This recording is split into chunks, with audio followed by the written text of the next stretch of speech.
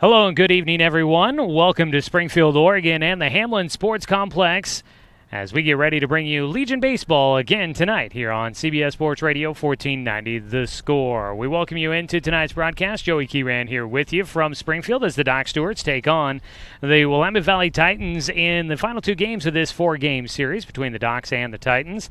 An Area 4 matchup for you tonight here on The Score. Doc Stewarts and the Titans last night splitting the series down in Roseburg.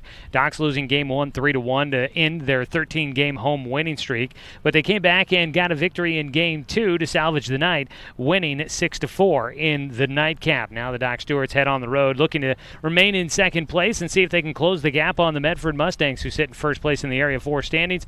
With a couple of wins tonight for the Doc Stewarts, they could at least stay within 3 games of the Medford Mustangs. For Willamette Valley, they're trying to secure their spot in a playoff berth, trying to get into one of the Super Regionals coming up a little later on next week.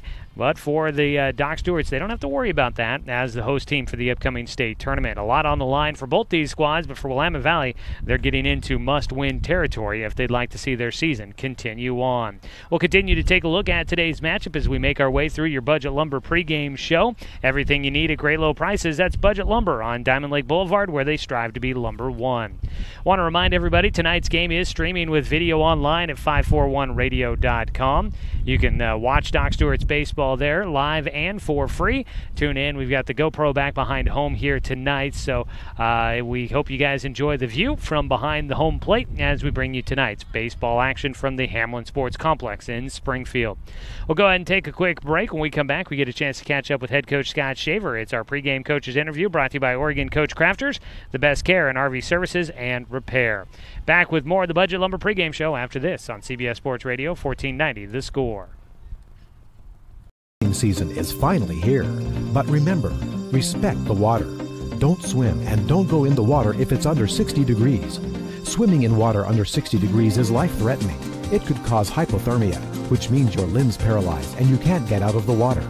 Each day, the water temperature of the Umpqua River will be posted on kpic.com and kval.com, and in the morning weather on KPIC. Respect the water. Know the temperature.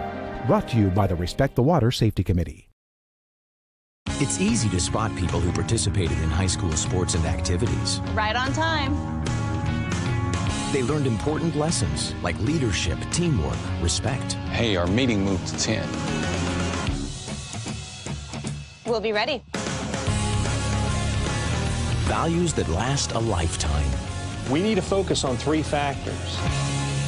Support high school sports and activities in your community. When kids take part, they get set for life. At Brook Communications, our job is to get results for your business, period. We can take your story and tell it to the people you want to reach in a way that compels first-time clients to become repeat customers. We get them through your door so you can do what you were meant to do. Proclaim your sales message to the largest audience of any media company in Douglas County. Brook Communications dominates through the power of 5 radio stations and 541radio.com. Results amplified. Locally owned. Brook Communications.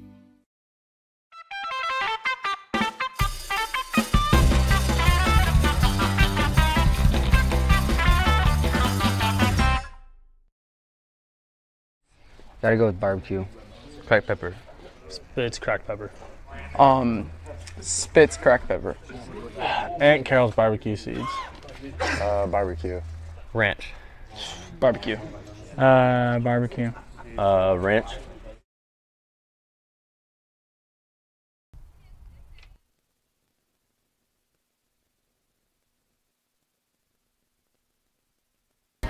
Back here with more of our pregame show on CBS Sports Radio 1490 The Score, and streaming with video online at 541radio.com as we get ready for Game 1 between the Doc Stewarts and the Willamette Valley Titans. In today's doubleheader, we get a chance to catch up with head coach Scott Shaver on our Oregon Coach Crafters pregame coaches interview. Oregon Coach Crafters, the best care in RV services and repair. Well, Coach Shaver, you guys come in here after splitting last night at home against this Willamette Valley squad, and good pitching performances on the mound. You look back on that and maybe have a little what if could have been for you guys kind of thing, as they were, Zach Mandera and Peyton Hope both looked great on the mound yesterday, and you guys can only come away with a split. Both those kids did a great job. You got to tip your hat to their guy too. Game one guy, he was a very good thrower who was having a very good day. He did a good job. Had nasty arm slots, kept us off balance all day long. So it was a well played game, well pitched all the way around. Fun baseball to be a part of.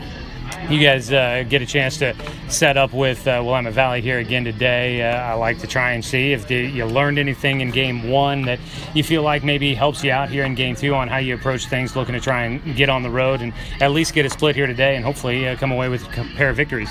Yeah, we worked a lot on mental approach this morning, hitting-wise. We did take some bad at-bats, especially in Game 2, actually. I thought we had that kid on the ropes a couple times and let him off. There's no way he should have lasted a full game against us, and we just kept letting him off the hook. So we did do a lot of mental stuff hitting-wise. There are some things we'll do to some of their hitters. So, yeah, we learned a little bit, and hopefully we put it to use today. As you guys head on the road, we always talk about trying to split on the road. You saw that the team splits at home. How important is it for you guys today to try and come away with maybe 2 wins? Is it more important today to try and get a pair of wins on the road rather than maybe just settling for at least a split here today? Actually, all the games this week are important inning by inning, so we're just going to try and win as many innings as we possibly can.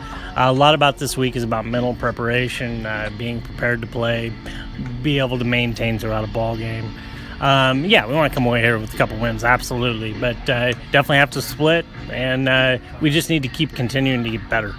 And that's kind of what I was going to ask next as you lead into it there, is that, with your spot in the state tournament secured, how much of your focus right now is not necessarily on a win-loss record, as I know that is in the back of your mind, but more on making sure these guys are doing what's needed to make them ready to go in the state tournament so that they're playing their best ball at the end of the month here? Yeah, like I said, we're taking it by inning this week. It's more about maintenance, more about preparation, especially mental preparation. When you're dealing with a young team, that's been the key all summer long. That's something we've harped on and we'll continue to harp on because that's where we're the weakest. We've got a bunch of young kids that are extremely talented.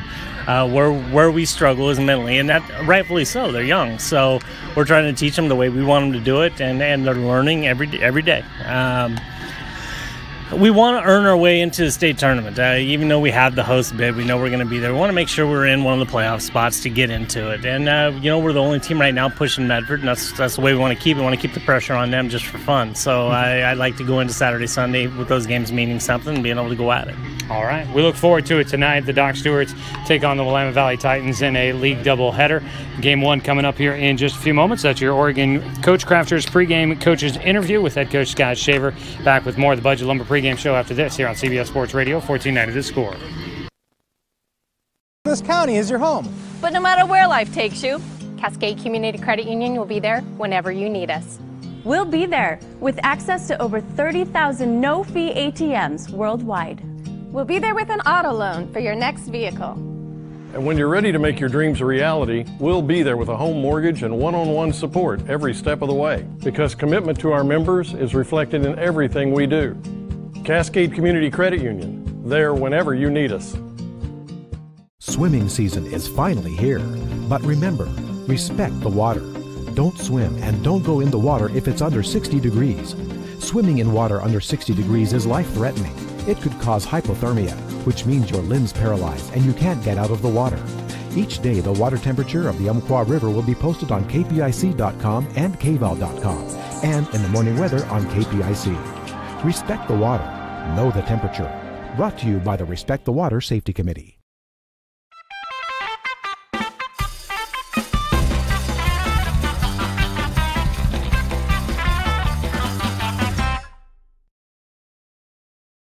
Reese's Pieces. Popcorn with butter. Starburst. Popcorn. Okay. Skittles. Popcorn. Swedish Fish. Oh. Reese's Pieces. Best snack for movies? Oh, buttered popcorn. Okay.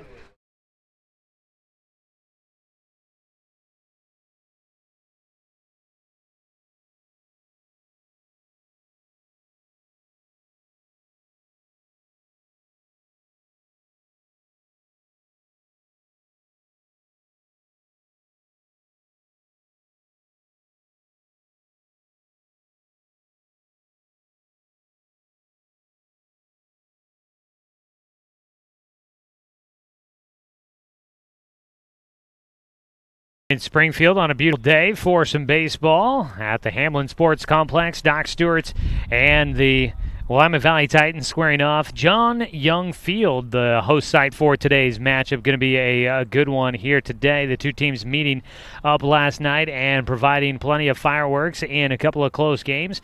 3-1, the game one final in favor of Willamette Valley. Doc Stewart's pitcher, Peyton Hope, had a perfect game through 4 innings, but then gave up the game-tying run in the 5th and gave up 2 more in the 7th inning as the Titans would rally back for the 3-1 win. In game 2, the Docs were down 3-1 midway through the contest, but put up a 5 spot, all with 2 outs in the bottom of the 4th inning, and they'd rally back, lead 6-3, and then they came back, or they would have finished it off winning 6-4 in game 2 of the doubleheader. As we get ready for this matchup, looking at the records, the Doc Stewarts come in 20-15 on the season, 8-6 in Area 4 play. For the Willamette Valley Titans, they are 14-20 on the season, and they are 6-8 in Area 4 play. Right now, you've got Medford at the top at 11-3, leading the Area 4 standings. Docs come in at 8-6, 3 games behind in second place. Eugene is 7-7, 4 games back in third place. Then in fourth place is Willamette Valley at 6-8, 5 games behind the leader, the Mustangs. Then you've got 2 teams tied at the bottom of the standings, Grants Pass and Klamath Falls. Last night, Klamath Falls sweeping the doubleheader at Grants Pass. So on the road, Klamath Falls picks up a pair of wins as they get the sweep, and that means that Grants Pass and Klamath Falls now tied at 5-9 at the bottom of the standings. Both teams 6 games back of Medford. Yesterday, we talked with assistant coach Rod Trask, who is connected in with the American Legion community after his long time as a head coach and just being a part of American Legion baseball around the state of Oregon. He was telling us some news about how the postseason landscape is going to be. It turns out that Area 1, which is Eastern Oregon, does not have a representative for the state postseason. So Area 1 will be out of the postseason, no team being provided from that area, and that means they needed to find another team to fill in a spot in the Oregon postseason, and so the 5th team out of Area 4 will get a chance to get into a super regional. Docs are in as the host team, and then you were going to have the next 3 best teams make it into the postseason. Medford right now is the leader for the area championship.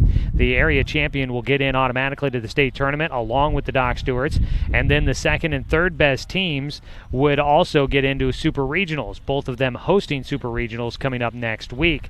Well, now we find out that a 5th team from the region will also get in and will be on the road in the super regional round against the 3rd place team out of Zone 3, which includes teams like Corvallis, Dallas, and Salem. So we're going to have 5 of the 6 teams out of Area 4 get into the postseason. 1 team will be left out.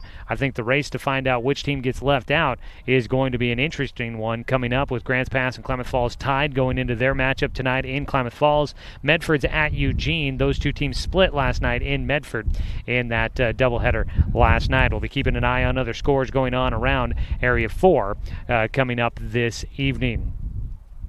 As for tonight's matchup, beautiful day for some baseball here. A little breezy, and I'm not noticing an American flag as far as I can tell. A little breezy out here, though, today. The wind is whipping around, and but the temperature is much cooler than what we've been seeing the last couple of days.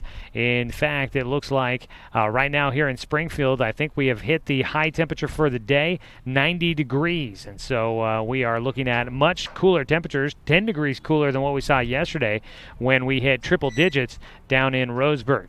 I expect that we'll see a much cooler night of baseball tonight. In fact, by the time we wrap up, temperatures probably going to be in the low 70s. Depending if we go late enough, we may even see the 60s by the time we wrap things up tonight. Here from John Young Field at the Hamlin Sports Complex.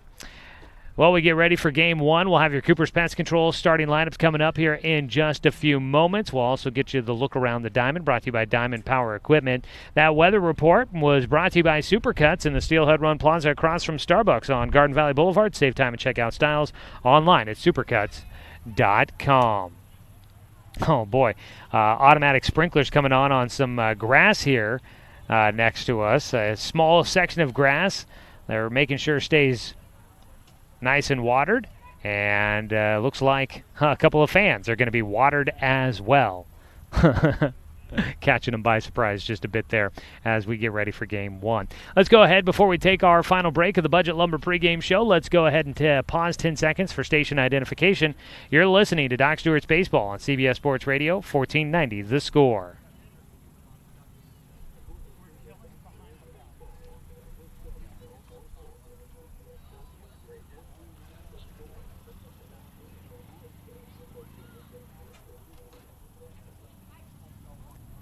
I'm sure those sprinklers have to provide a nice little cool down for fans here tonight. That could be some fun entertainment throughout the rest of tonight's action here from Hamlin Sports Complex in Springfield.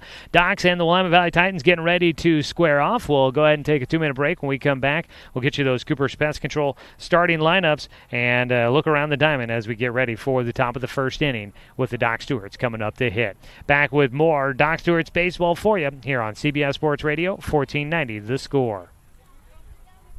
Season is finally here, but remember, respect the water. Don't swim and don't go in the water if it's under 60 degrees. Swimming in water under 60 degrees is life-threatening. It could cause hypothermia, which means your limbs paralyzed and you can't get out of the water. Each day, the water temperature of the Umpqua River will be posted on kpic.com and kval.com, and in the morning weather on KPIC. Respect the water. Know the temperature. Brought to you by the Respect the Water Safety Committee. It's easy to spot people who participated in high school sports and activities. Right on time. They learned important lessons like leadership, teamwork, respect. Hey, our meeting moved to 10. We'll be ready. Values that last a lifetime. We need to focus on 3 factors. Support high school sports and activities in your community. When kids take part, they get set for life. At Brook Communications, our job is to get results for your business, period. We can take your story and tell it to the people you want to reach in a way that compels first-time clients to become repeat customers. We get them through your door so you can do what you were meant to do. Proclaim your sales message to the largest audience of any media company in Douglas County. Brook Communications dominates through the power of 5 radio stations and 541radio.com. Results amplified. Locally owned. Brook Communications.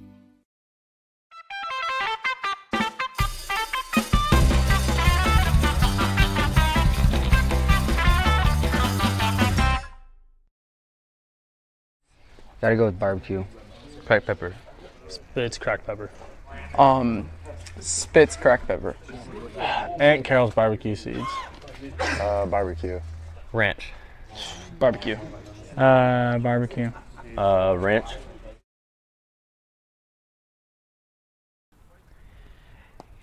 Getting ready for first pitch of tonight's ball game. Doc Stewart's and the Willamette Valley Titans squaring off from Springfield. Doc Stewart's looking to move to 9-6 here in Game 1 of our doubleheader in league play. That would start closing the gap on Medford, depending on how they do against Eugene coming up in Game 1 of their doubleheader. And for Willamette Valley, they are looking to try and get a win and see if they can win the series here on their home turf coming up here tonight. For the Doc Stewarts, they won the series against Klamath Falls in their last league 4-game series. And they're going to see if they can win a second series on the season. Prior to that, they had had split 2 series previously against Grants Pass and against Eugene, going 2-2 in both of those series. They took 3 out of 4 against Klamath Falls, now trying to get a sweep here on the road against Willamette Valley and take 3 out of the 4 against the Titans. It's time now for our Cooper's Pest Control starting lineup. Cooper's Pest Control, your locally owned bug assassins with great low rates. Give them a call at 673-0363. Garrett Russell leads things off playing in center field, followed by Zach Holland, the catcher, and Jonathan Stone, the first baseman, hitting at third here in the top of the first. We'll get to the rest after the first pitch. It's in for called strike 1, and we are underway. Following Stone in the 3 spot, in the cleanup spot, will be Brody Black, the DH, hitting for Jay Stoffel, the starting pitcher. Zach Mandera, the third baseman, bats 5th, followed by Cody Johnson, the shortstop. Doran Gillespie, the left fielder, bats 7th. Caden Johnson hitting 8th and playing in second base.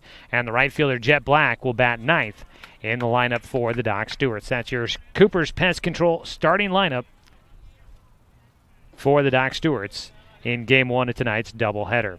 Garrett Russell at the plate, a swing and a miss for strike 2. Has an 0-2 count here against Cade Bates, the tall righty on the mound from Thurston High School. He kicks and fires the 0-2 outside for ball 1. We'll look around the diamond here. Cade Bates on the mound throwing, the right-hander again from Thurston. Back behind the plate, Jace Cross catching. Out at first base, Trey Nelson. Wyatt Sales at second. Chase Elliott at shortstop. And Bryce Betcher at third. We'll get to the outfield after the next pitch. The 1-2 for Russell. Breaking ball high for ball 2. In the outfield from left to right, you've got Caden Miller, Trevor Duran, and Zach Hart. That is your look around the diamond at the defensive starters for the Willamette Valley Titans. And your look around the diamond brought to you by Diamond Power Equipment, where the variety of outdoor power equipment is second to none. 2-2 pitch coming up here for Russell. Bates looking for the payoff pitch. Fastball and a foul back. That actually goes off, I think, the front foot for Russell, and he's got a 2-2 count still. 2 balls, 2 strikes for Garrett Russell, the leadoff man. Russell coming into today's action, batting .342. A swing and another foul ball. He stays alive. Long at bat here to lead off the game. That's something you'd like to see out of a leadoff man, especially when you got guys in the dugout keeping a close eye on what today's starting pitcher will have. The more pitches that Garrett Russell sees, the better chance Zach Holland might have an idea of what he's getting into coming up next. The 2-2. Russell, a swing and a miss on a breaking ball for strike 3. He'll go down with the strikeout. 1 away. Top of the first inning, scoreless ball game. Zach Holland bats next for the Doc Stewarts with 1 out, nobody on. Holland coming in, catching today, batting .283 for the Doc Stewarts. He's played in 19 games so far this season after missing a couple of weeks of action as he traveled to Georgia for a tournament. He takes for ball 1 to lead off his at-bat. Holland, the only left-handed batter in the lineup for the Doc Stewarts. Stands in, waiting for the next pitch from the right-hander, Cade Bates. Strike at the knees on the inside corner for a 1-1 count.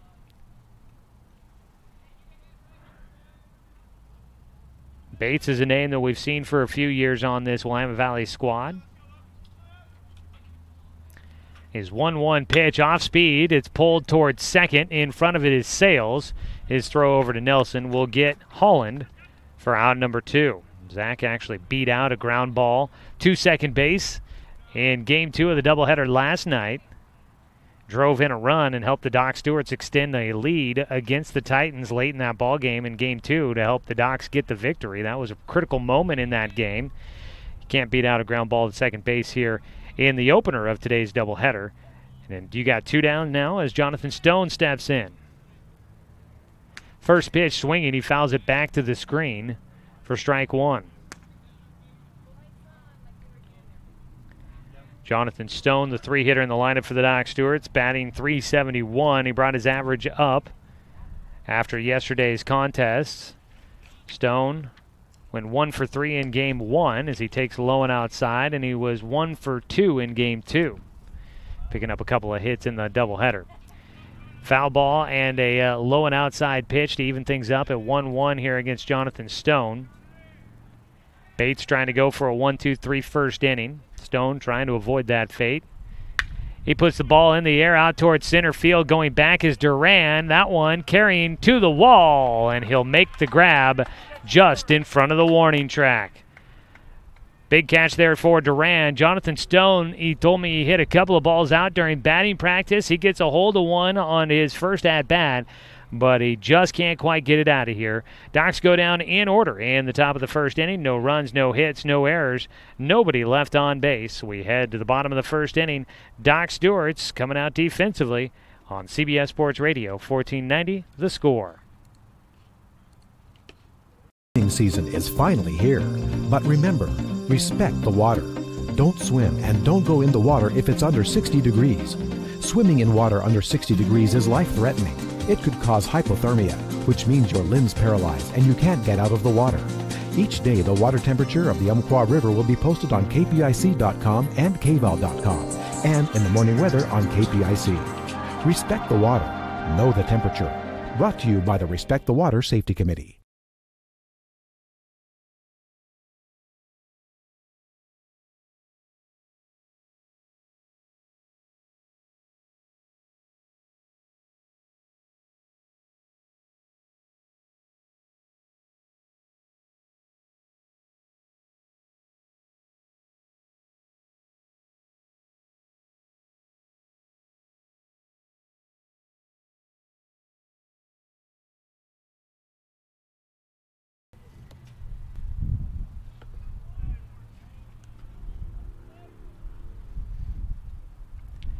Coming up with the bottom of the first inning, Doc Stewart's baseball for you here on 1490 The Score. Let's go ahead and take a look at your Cooper's Pest Control starting lineup for the home team tonight. The Willamette Valley Titans head coach Kevin Alexander will have Chase Elliott leading things off, playing at shortstop.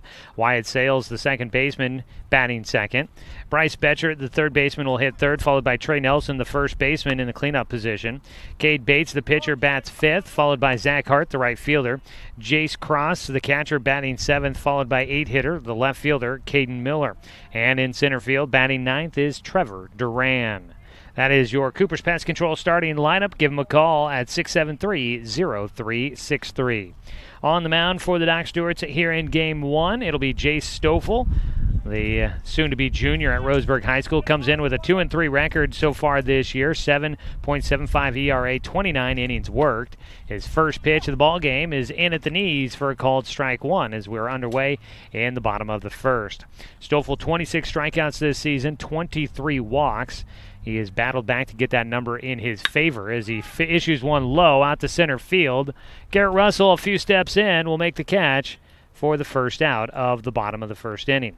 One away, and up next will be Wyatt Sales. Sales, the second baseman for this Titans squad, hits with one out and nobody on. We'll look around the diamond defensively for the Titans. First pitch swinging for Sales, fouls it off for strike one. Behind the plate tonight in Game 1, it'll be Zach Holland catching for the Doc Stewarts. Out at first base, Jonathan Stone. At second base, Caden Johnson. Shortstop is Cody Johnson. And Zach Mandera will be at third base. And the outfield from left to right will get you in a moment. As that ball is on the ground, left side, it gets into left field. Knocked down, slowed down, it looked like, by third baseman Zach Mandera. But he can't get it into the webbing. And it is a one-out single for Wyatt Sales. Put a man on at first for the Titans as they look to try and get on the board early against Jay Stoffel.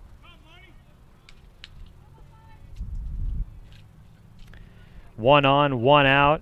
Bryce Betcher will bat next, the third baseman for the Titans. Finishing out your look around the diamond, out in left field, Dorn Gillespie, in center, Garrett Russell, and Jet Black is in right field. First pitch fouled away for strike one. That's your look around the diamond, brought to you by Diamond Power Equipment, where the variety of outdoor power equipment is second to none.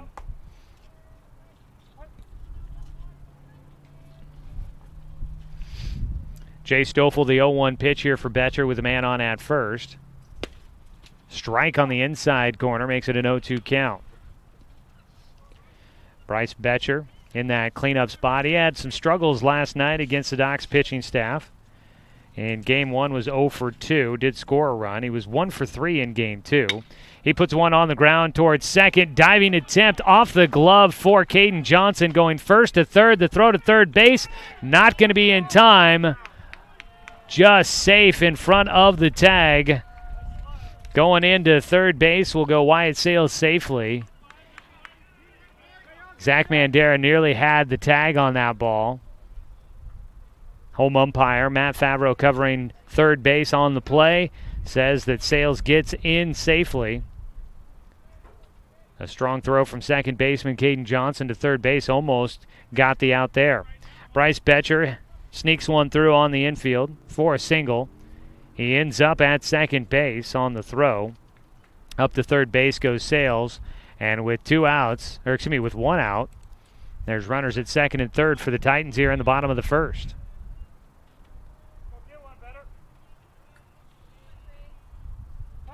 Jay Stoffel will take on Trey Nelson here, the cleanup hitter, with 2 men in scoring position. First pitch, strike one.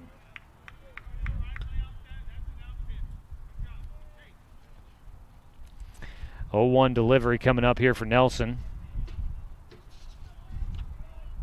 Comes in, he had a big game 1, 2 for 3. Followed it up with a 2 for 3 game in game 2. Ground ball up the middle. Johnson will get it. Cody over to first. A run comes in to score on the ground, RBI ground out for Trey Nelson. 6-3 the put out. Scoring is Wyatt Sales. Up to third base goes Betcher. And an early lead here for the Titans in game 1 of our doubleheader. 1-0 in the bottom of the first. 2 away.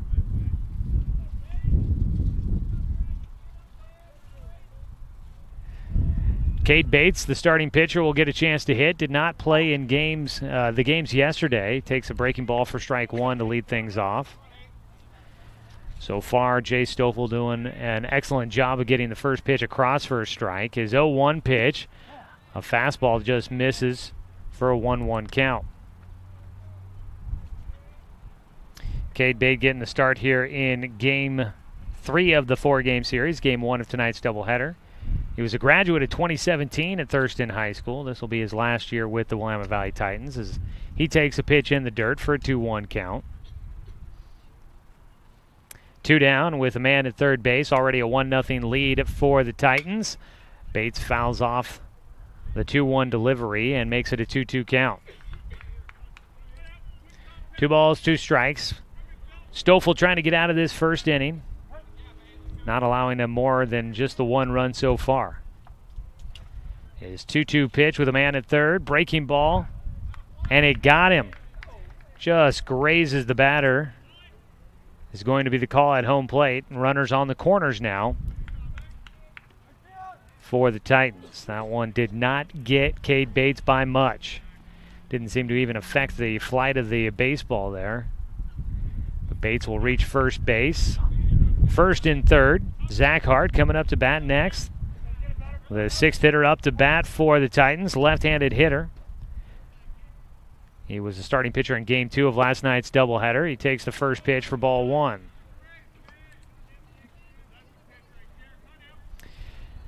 Hart last night, he threw in game 2. Took the loss after pitching 6 innings. As the ball in the dirt, Bates is going to head up to second base. Staying at third is Bryce Betcher as Holland knocks it down behind the plate. Wild pitch will move the runner into scoring position out at second. 2 balls, no strikes here against Hart.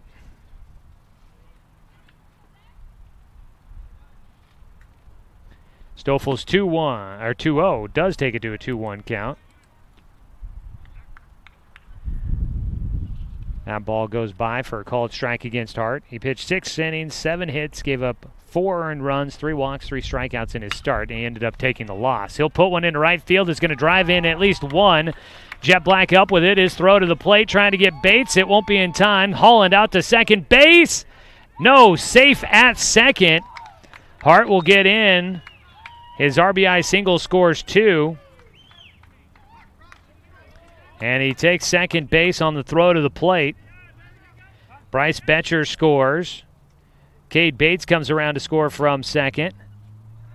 And it's suddenly 3-0. Willamette Valley in front of the Doc Stewarts here in game 1 of our doubleheader. Jay Stoffel struggling to get out of this first inning. Betcher scored easily. Bates was ahead of the throw. And on that throw to the plate, Hart was able to take second. Holland's throw out to second base was just a little bit away from the bag, and I think that made Johnson's tag just a little late. Otherwise, he might have had him. Still 2 down. Jace Cross, the catcher, will bat next. Takes the first pitch for strike 1.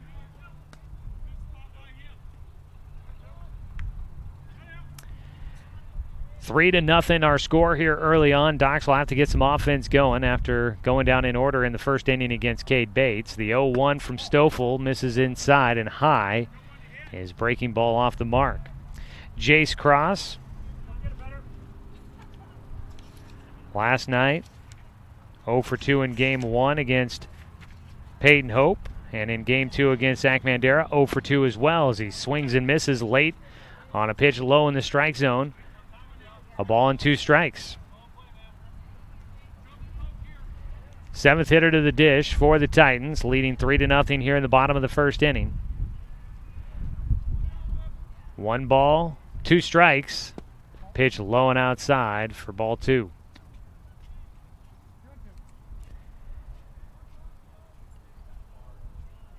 Jace Stoffel on the mound against Jace Cross, looking to try and get out of this first inning. The 2-2 pitch with a man at second. Breaking ball upstairs for ball 3. Cross is taking it now to a full count.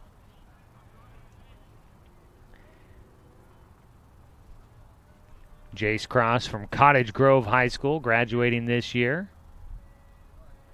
His full count pitch. He puts it towards third, knocked down by Mandera. His throw to first is going to be off the line. Jonathan Stone able to snag it before it gets by. And Cross will get on safely.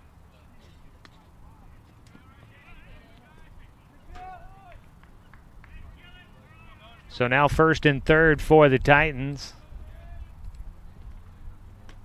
Cross going to get on with the throwing error by Zach Mandera.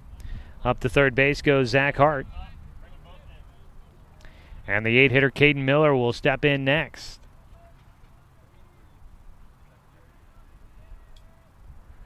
Stoffel's first pitch hit in the air on the infield. Calling for it, Cody Johnson just into the outfield grass. He makes the catch for the final out. 8 hitters to the plate for the Titans here in the bottom of the first inning. They take a big lead on top 3-0 as we go to the top of the second inning. Doc Stewart's needing the offense after this on CBS Sports Radio 1490 The Score. It's easy to spot people who participated in high school sports and activities. Right on time. They learned important lessons like leadership, teamwork, respect. Hey, our meeting moved to 10. We'll be ready. Values that last a lifetime. We need to focus on 3 factors. Support high school sports and activities in your community. When kids take part, they get set for life.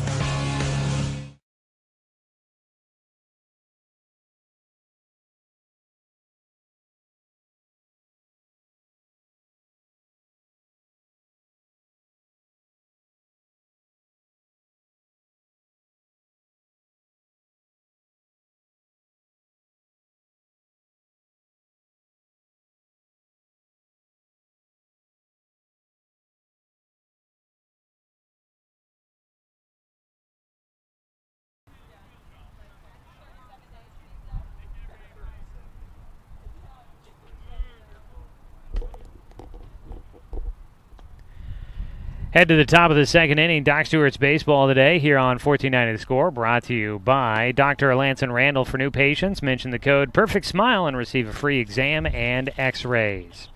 Docs trail 3-0 as the Titans get 3 runs on 3 hits and 1 error in the bottom of the first inning. Take the early 3-0 lead. Brody Black, Zach Mandera, and Cody Johnson due up here in the second after the Docs went down 1-2-3 in order in the first inning against Cade Bates. Bates so far, he made his way through that first inning pretty quickly, 13 pitches total. First pitch coming up here for Brody Black, the leading hitter on the Docs team. He takes the first pitch for strike 1. Brody comes in with a 366, actually no longer the leading batting average. He was yesterday. Fell behind Jonathan Stone, but he's got a 366 average as he takes a breaking ball in the inside corner for strike 2.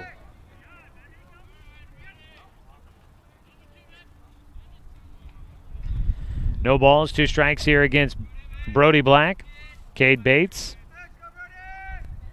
looking to get his second strikeout of the game to start off things here in the second. The 0-2 pitch. Brody puts it in the air out towards right field, calling for it. Sales, the second baseman, he gets called off by right fielder Zach Hart, who comes charging in to make the play.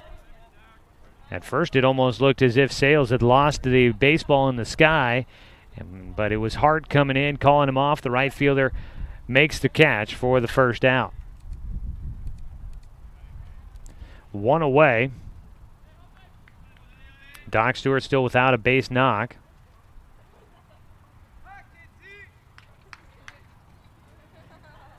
Bates, first delivery to Mandera. Zach will take a breaking ball for strike one, and Cade Bates so far throwing lots of strikes to the Docs hitters.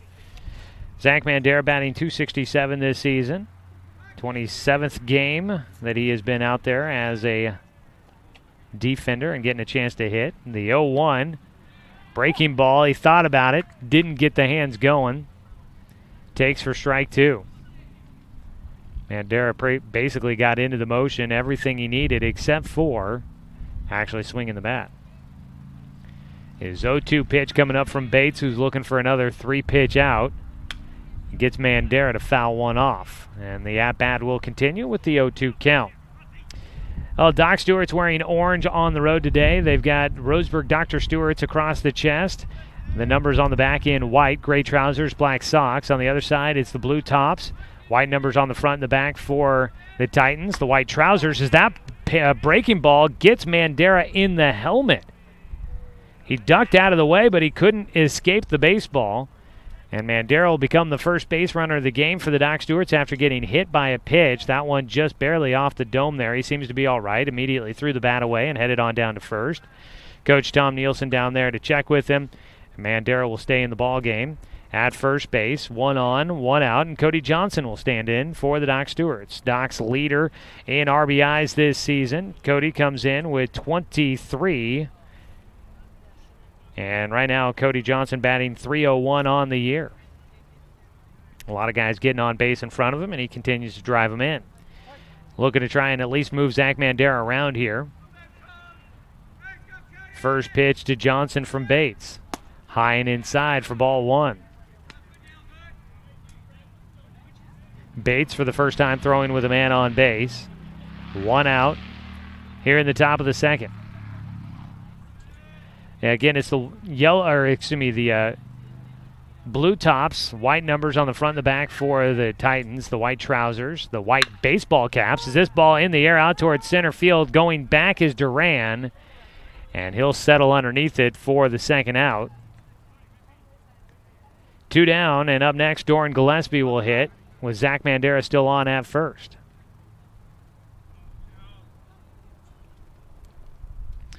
Gillespie had a tough night yesterday. Doran in game 1 was 0 for 3 with 3 strikeouts. Game 2, he ended up going 1 for 3. Picked up a 2-run single in the 4th inning, the big inning for the Doc Stewarts when they scored 5 runs to come back for the victory. Mandera on at first after getting hit by a pitch. Doc still without a hit here against Cade Bates. First pitch with 2 outs. Gillespie takes for strike 1. So the blue tops, yesterday we had both teams wearing orange. Today, blue on one side, orange on the other. Your uniform descriptions, of course, brought to you by Hammer Sport, Douglas County's hottest custom sportswear store for custom team jerseys, hats, and more. Find them in downtown Roseburg on Jackson Street. The 0-1 for Gillespie. Right side, it gets into right field. Mandera up to second. Doc Stewarts will have their first base hit here in game 1. A 2-out single to right field for Doran Gillespie. Puts runners at first and second. So Gillespie breaks up the no-hitter in the second inning.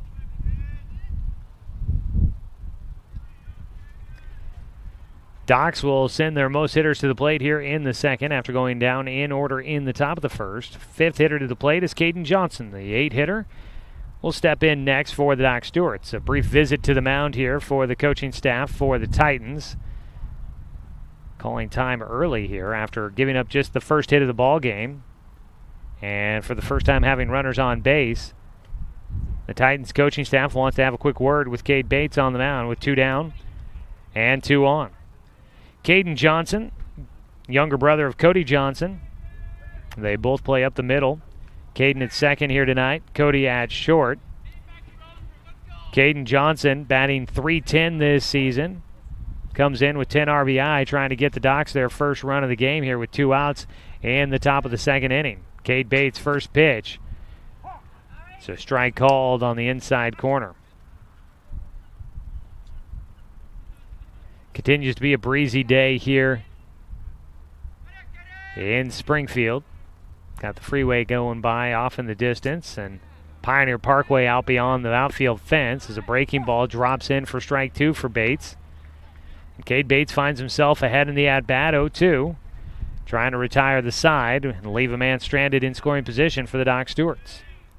0-2 pitch coming up for Caden Johnson. Bates comes set. He checks on Mandera at second and will deliver to the plate. The 0-2, a swing and a miss, and that'll wrap up the top of the second inning for the Doc Stewarts. Doc's unable to do anything, leave 2 men stranded on base, no runs on 1 hit. There were no Willamette Valley errors, and the 2 men left stranded. Doc Stewarts trail 3-0 as we go to the bottom of the second inning on CBS Sports Radio, 1490, The Score.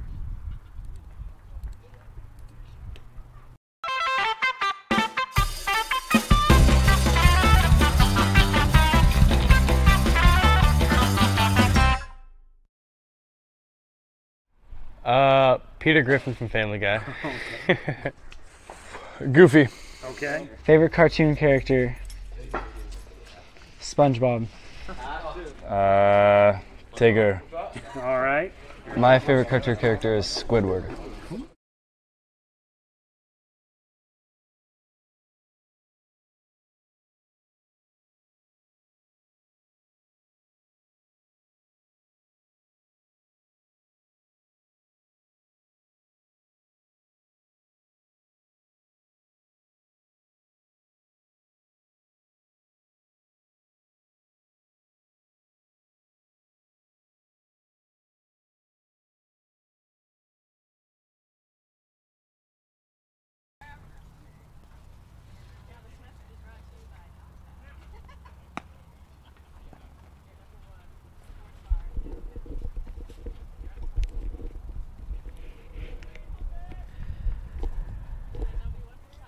Bottom of the second inning, already a 3-0 lead for the Willamette Valley Titans. Doc Stewart's baseball here on The Score is brought to you by Chuck Swarm and Family Auto Repair. Are you ready to go where life takes you?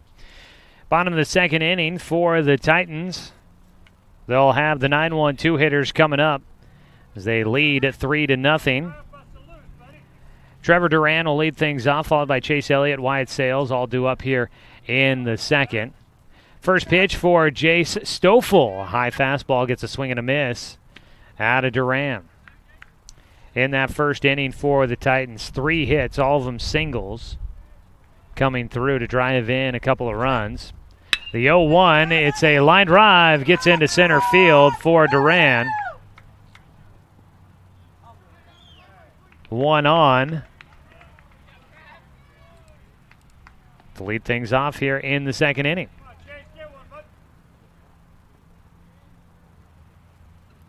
So Jay Stoffel now 4 hits given up here in the ball game. Not the sharpest of starts for him. He'll look to try and settle things in second time through the lineup here as he faces the leadoff man Chase Elliott, who flew out to center field to start things in the bottom of the first. Man on at first, runner going. The ground ball goes to second. Caden Johnson's only play is to go to first. With Duran running, he was well ahead of the play. And Elliott grounds out to second for the first out. He's 0 for 2 in the ball game. Man in scoring position with 1 away.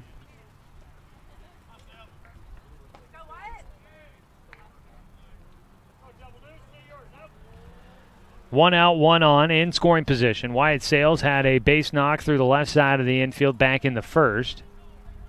Got it past Zach Mandera at third. First pitch in the dirt, and it bounces away from Holland up to third base.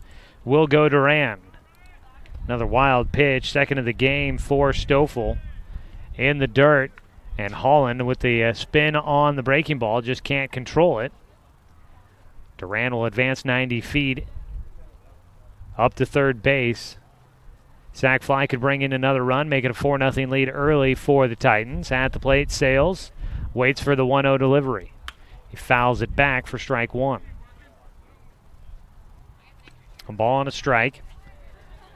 Bottom of the second inning. Wind seems to be kind of blowing right to left. Again, no flags to judge it off of. There's a pitch in the dirt. Holland will snag it out with the glove. A 2-1 count. Seems to be kind of maybe blowing out towards left field, if anything. 2 balls and a strike with 1 away. Stoffel could use a strikeout here. Inch him closer to getting out of the second inning. Gets a line drive shot. It's snagged by Cody Johnson. A throwback to third. And they'll call him in safe just ahead of the baseball to Zach Mandera. Johnson snags that one out of the air. Back to third goes Duran. Gets in safely. Got 2 down. Defensive play behind Jay Stoffel, helping save a run. Cody Johnson using every bit of that 6'2" frame to get to that one. Sales goes down as out number 2, and Bryce Betcher will stand in. 1 for 1 in the game. With 2 down, he'll look to try and drive in Trevor Duran as he takes the first pitch for ball 1. Betcher got on with a single in the first and then scored a run. Second run of the game for the Titans. They lead 3-0. He takes a breaking ball for strike 1. A warm one today here in Eugene, but not nearly as hot as what we experienced yesterday down in Roseburg when we hit triple digits. I think everybody's happy about that. 1-1 pitch. Strike taken inside corner for a 1-2 count.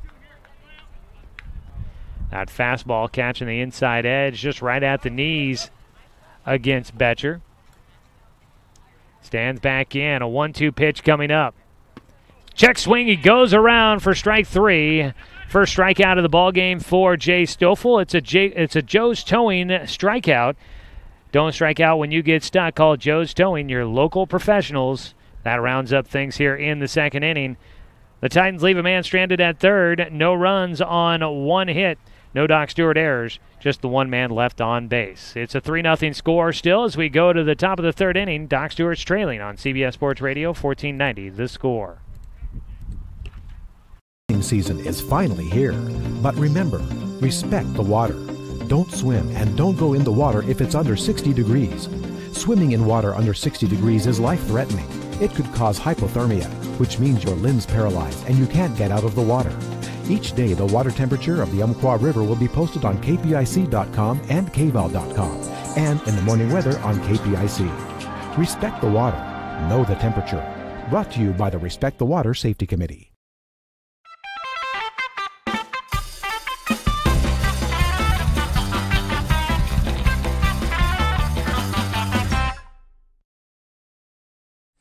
Gotta go with barbecue. Cracked pepper. Spitz cracked pepper. Spitz cracked pepper. Aunt Carol's barbecue seeds. Barbecue. Ranch. Barbecue. Barbecue. Ranch.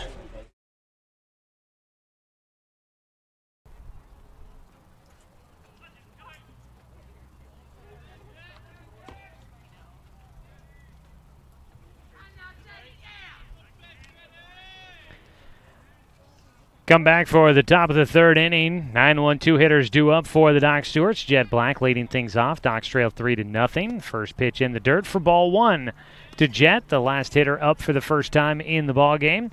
Doc Stewarts baseball today brought to you by Clint Newell Auto Group, your local Chevy, Buick, GMC, and Toyota dealer. 1-0 pitch for Cade Bates. Ground ball, foul third base side for Jet. Gives him a 1-1 count. Jet Black stepping in this season, batting .286. He has hit mostly out of that 9 spot. His average has been up and down some. Trying to bring it back up over 300 again. His 1-1 pitch coming up, leading things off here in the third inning. Bates, the righty, fires. It's a strike at the bottom of the zone for a 1-2 count.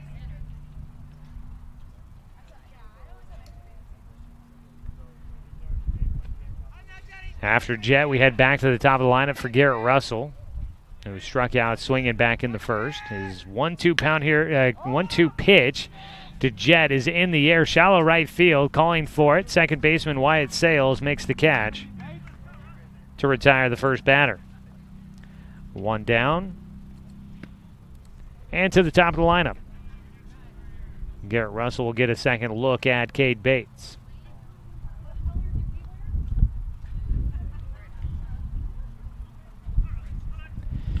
Russell struck out in the first. He had a lengthy at-bat. Fouled away a couple of pitches with 2 strikes against him, but could not finish it out, striking out on a curveball. First pitch, he fouls that one off of his leg, and he crumples to the ground. Russell, a tough guy. We'll see what he does here. He gets up. That one has him hobbled just a bit, and Coach Shaver's going to come out of the dugout, make sure that Garrett's all right. Tough guy. He wrestles for Roseburg High School during the winter season, or at least did. Plans to go and wrestle at Umpqua Community College next year, and then hopefully get a chance to play baseball with the Riverhawks coming up the following year when the Riverhawks UCC returns baseball to their list of sports offered. So if you're going on to wrestle at the college level, you know that guy's got to be at least a little bit tough. The 0-1 pitch for Russell from Bates. Fouls off another one, that time third base side. No balls, 2 strikes here against Russell. Zach Holland will be the third batter due up here in the top of the third for the Docs. Holland grounded out his first time up. Bates with an opportunity to get another strikeout, already 2 in the ball game. His 0-2 pitch coming up for Russell. Choked up on the bat. Catches up with a fastball, but puts it right back to the mound. Underhand to first from Bates. 2 away. Bates taking off the mound to go get Russell at first. Retires the second batter, and Zach Holland stands in 0 for 1 today. Looking for that first hit. Docs so far 1 hit off of Cade Bates through 2 2/3 innings of work. Bates right now dealing with a 3-0 lead. First pitch to Holland, pulled first base side, and it gets into right field. The backhand attempt from Trey Nelson, he can't handle it. A 2-out single from Zach Holland. Docs will get their second hit of the game, and a man on with 2 away.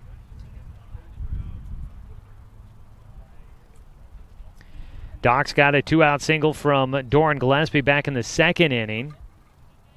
Now get a 2-out single from Zach Holland here. They'll need to get a 2-out rally going. They scored 5 runs against the Titans with 2 outs in the bottom of the 4th in Game 2 last night. See if Jonathan Stone can get something started here with 2 down in the 3rd inning against the Titans in Game 1 of our doubleheader tonight. First pitch upstairs for ball 1 against Stone. Jonathan Stone flew out to deep center field back in the 1st inning, took it all the way, I assume, to the warning track. I don't have the best angle on telling you where the warning track is from where we sit here at field level, but it sure looked like it probably carried close enough to get to the warning track. Throw over to first base, Holland back in, well in front of the tag. Got a bad feeling at some point here in the near future we'll be looking into the sun as it starts to head towards the horizon. 1-0 delivery for Bates. Another throw over to check on Holland, who goes back in safely.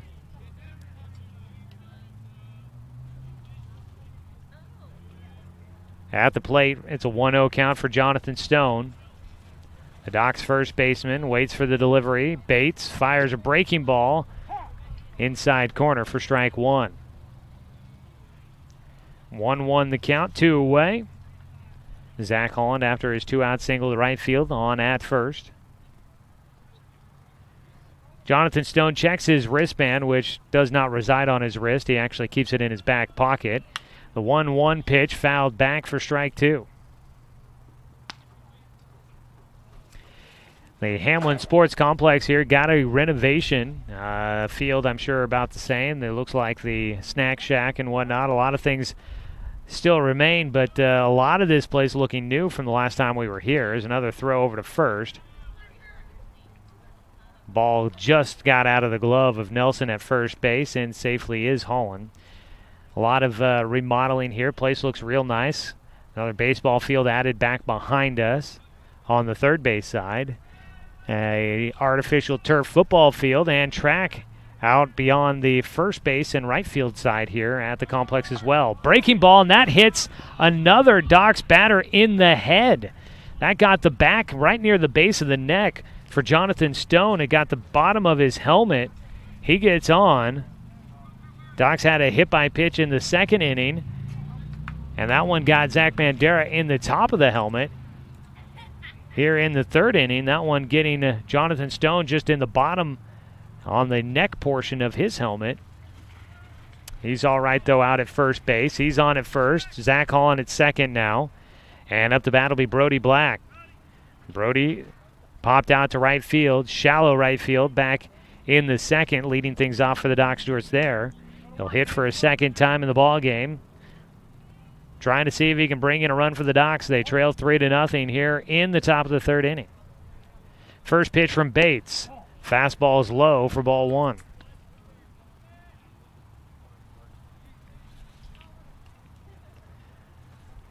Bates has had to work a couple of longer innings since the first when he retired the side in order. Faced 5 guys in the second. This is the 5th batter up here in the third. Another one misses against Brody. 2-0 the count.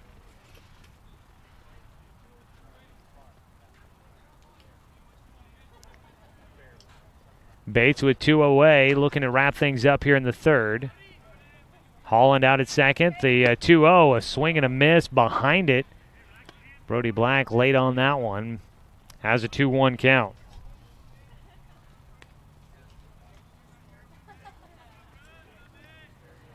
Two away. Cates battling his way back into this at-bat here against Brody. A 2-1 pitch. Black pulls it third base side in front of it. The throw to first retires the Doc Stewarts. Betcher across to Nelson for the final out.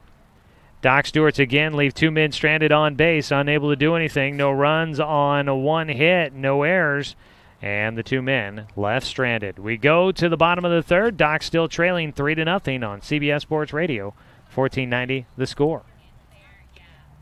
Douglas County is your home, but no matter where life takes you, Cascade Community Credit Union will be there whenever you need us. Through every adventure, we'll be there with access to over 30,000 no-fee ATMs worldwide. Through every triumph, we'll be there every step of the way with a home mortgage. And through all life's little quirks, we'll be there with one-on-one support to get you back on the road in no time. Neighbors are there for each other, and that's exactly who we are. Cascade Community Credit Union, there whenever you need us.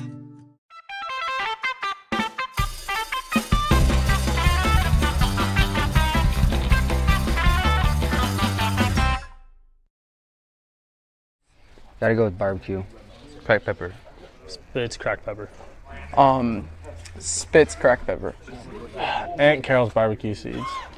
Barbecue. Ranch. Barbecue. Barbecue. Ranch.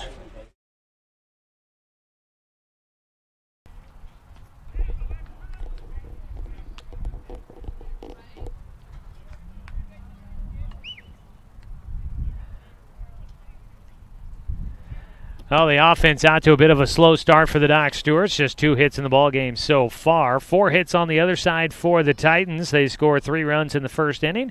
Currently lead 3-0. Doc Stewarts baseball today brought to you by Fisher's Hearth and Home. Serving Douglas County for over 30 years with the largest selection of wood, gas, pellet, and electric stoves and fireplaces. Trey Nelson, Cade Bates, and Zach Hart 2 up here in the bottom of the third inning against Jace Stoffel. Stoffel pitching out of a bit of a jam in the second inning, left a man stranded at third base, getting a strikeout against Bryce Betcher to finish off the second. Trey Nelson, grounded to shortstop to drive in a run in the first inning. That put the Titans on top 1-0 at the time. He takes a first pitch strike at the knees to lead off his second at-bat of the ballgame. Sun creeping in on me here. The pop-up 10 I brought not doing so much work as a batter hit. Nelson gets pegged between the shoulder blades, takes it on a breaking ball, and heads on down to first. Third hit batter of the ball game between the two sides. Docs have had 2 batters hit in the head. The Titans now with 1 guy hit in the back. Cade Bates hits. He was actually now 4 batters hit in this ballgame. Forgot that Cade Bates got grazed by a pitch in the first inning. Not by much, just got him. First pitch to him is low for ball 1. Bates, the starting pitcher, got on base, advanced to second on a wild pitch, and later scored on a single by Zach Hart. making it 3-0 at the time, and that's our score at the moment. Takes low again for ball 2 as Holland continues to knock him down with the glove. That holds Trey Nelson out at first base. Nelson will take his lead on the mound. Jay Stoffel has thrown a decent number of pitches. I have him already up over 40 as a pitch fouled away. 2 balls and a strike now against Bates. The starting pitcher has a decent lead to work with, trying to add some to it here in the third. 2 balls and a strike. Stoffel set. He kicks and delivers. The pitch low, off speed, misses for ball 3. 3 balls and a strike. We'll try to check on some other scores from around area 4 as ball 4 is issued. First walk of the game for Jay Stoffel. A hit by pitch and a walk issued here in the third inning. Stoffel puts himself in a tough spot here early on in the third. First and second, nobody out. Zach Hart will come up to bat. He had the 2 RBI single back in the first.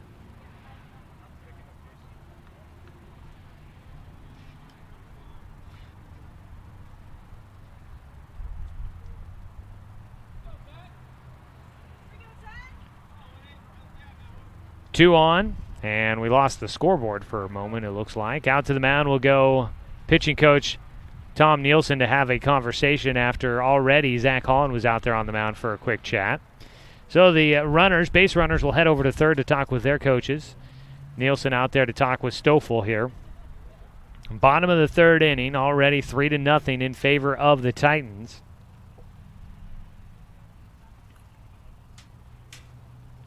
Lengthy meeting on the mound for the Doc Stewarts. A quick schedule note for all of you fans that may be tuning in for the broadcast. Tomorrow, the Docs were scheduled to take on the Salem Whitnell Dodgers down at Legion Field. That game was a non-league single contest, and it has been canceled. Apparently, the Dodgers, the Salem Whitnell Dodgers, tomorrow, they've got a lot of league games they're trying to squeeze in here at the end, and so they decided they didn't want to make the trip to Roseburg, so they canceled the matchup. The Doc Stewarts will not be playing tomorrow. Docs will be back to action then following tonight's doubleheader. They'll be back to action on Thursday with a visit to West Albany High School to take on the Mid-Willamette Southpaws. Excuse me, it's the Mid-Valley Southpaws. Pitch in, a bunt attempt. This one coming up and over us. Back behind us here on the third base side of home. Strike 1 on the bunt attempt by Zach Hart.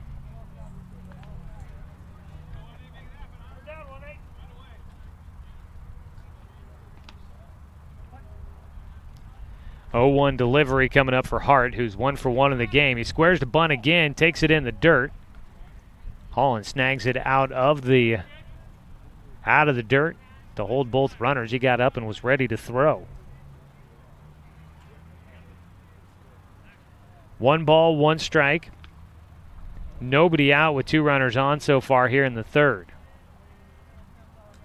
Stoffel's 1-1, a bunt back to the mound. Stoffel barehands, throws to third. They get the out there, get the lead runner on the force out. Hart will get on with a fielder's choice, but his sacrifice bunt he puts to the wrong side of the field. Stoffel going to third base. His only option was to try and get Trey Nelson at third, and he does. 1 away. Up to second base goes Cade Bates. Fielder's choice for Zach Hart gets on at first. Still runners at first and second with 1 out now. Jace Cross will bat. First pitch, swing and a miss for strike 1.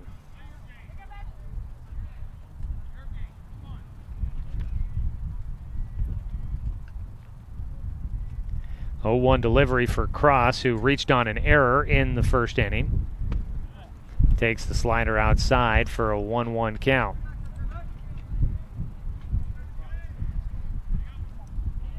Stoffel trying to get a double play ball here.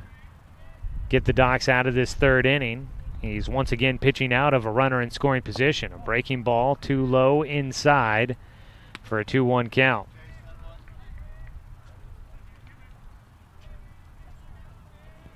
2 balls, 1 strike against Jace Cross, the catcher for the Titans.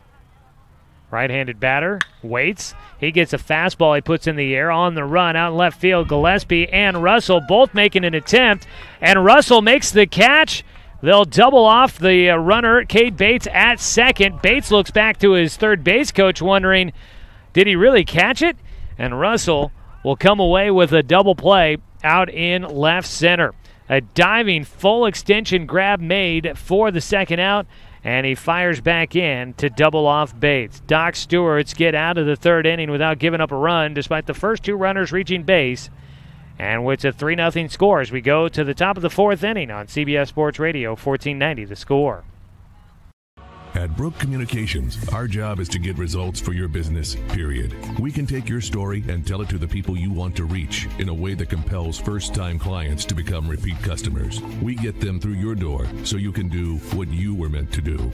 Proclaim your sales message to the largest audience of any media company in Douglas County. Brook Communications dominates through the power of 5 radio stations and 541radio.com. Results amplified. Locally owned. Brook Communications.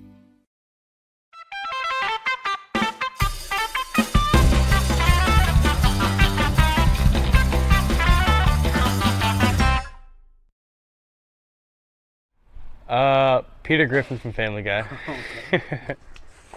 Goofy. Okay. Favorite cartoon character? SpongeBob. Tigger. All right. My favorite cartoon character is Squidward.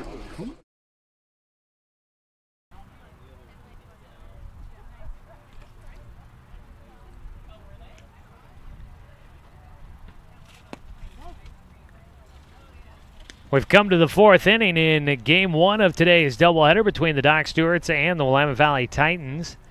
Docs trail 3-0 here as we begin the top of the 4th inning. Zach Mandera, Cody Johnson, and Doran Gillespie, your 3 hitters due up. Docs baseball today is brought to you by Flyaway Travel. Book your travel plans with their travel experts. Now located at 1445 West Harvard Avenue in Roseburg. Zach Mandera hit by a pitch in the helmet back in the 2nd inning. One of 2 guys for the Docs that have been hit by a pitch in the head by starting pitcher Cade Bates for the Titans. Bates' first pitch, Mandera puts it in the air to left field. And that ball goes foul. That one, I will admit, I lost a look on it. That one well struck, it looked like, going down that third base left field side.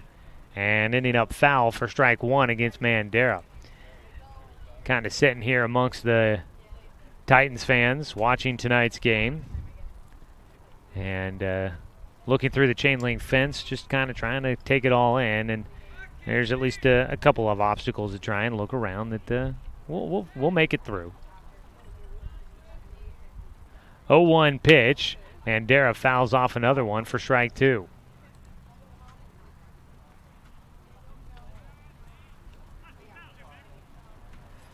Decent crowd showing up to check this one out here tonight. Docs finishing out their series against the Titans. Quite a few Roseburg fans. Titans fans showing up as well. 0-2 delivery here for Mandera, leading things off in the 4th.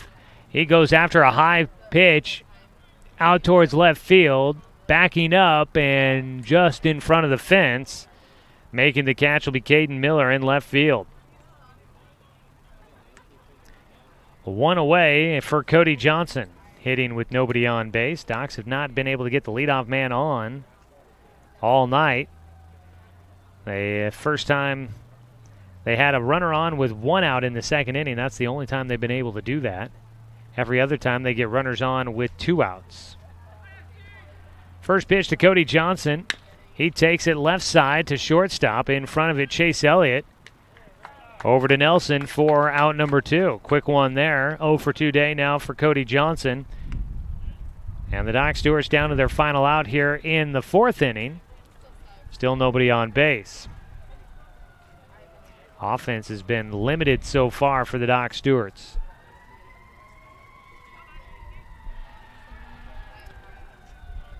Two outs for Doran Gillespie, who reached on a 2-out single back in the second. First pitch swinging. He'll do it again. He lines it into left field. Doran Gillespie gets on with a 2-out single. And once again, the Docs will see if they can put together a 2-out rally. Gillespie wasting no time on that one. Lines it between short and third into left field. His previous at-bat, he took it right side into right field. So he's 2 for 2 in this ball game with a pair of singles. Caden Johnson hitting next for the Doc Stewarts. Throw over, Gillespie back in ahead of the tag at first base.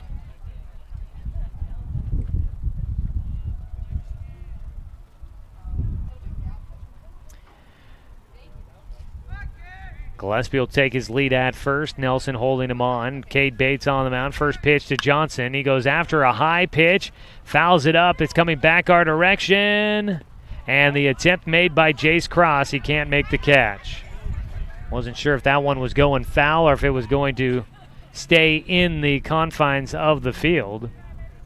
Had people next to me starting to duck. I can't look up. I got the pop-up tent above me. Can't look up and see whether or not anything is staying in or out of fair territory when it's coming right up over the top of us.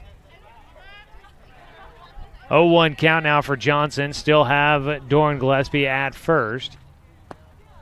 He takes strike 2 on a breaking ball low. No balls, 2 strikes. Johnson struck out to end the second inning with a man at second. Right now he's on with 2 outs and Doran Gillespie on at first. Bates steps off the rubber to reset on the 0-2 delivery coming up.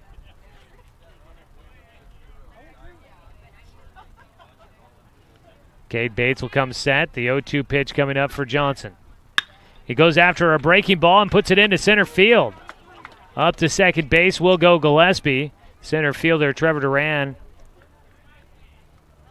will send it back in. 2 on with 2 outs for the Doc Stewarts, and again they flirt with trying to do something with a 2-out rally. But so far they've been coming up empty, unable to do anything with 2 outs against them.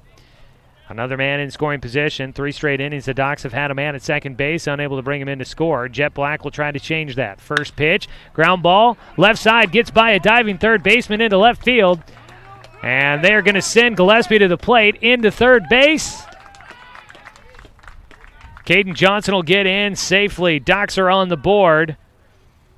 Gillespie comes around to score from second on the RBI single by Jet Black. He gets 1 run in. Up to third base went Caden Johnson. First and third for the Doc Stewarts. And they're on the board finally. 3-1 our score with 2 outs here in the top of the 4th. And to the top of the lineup, Garrett Russell will hit.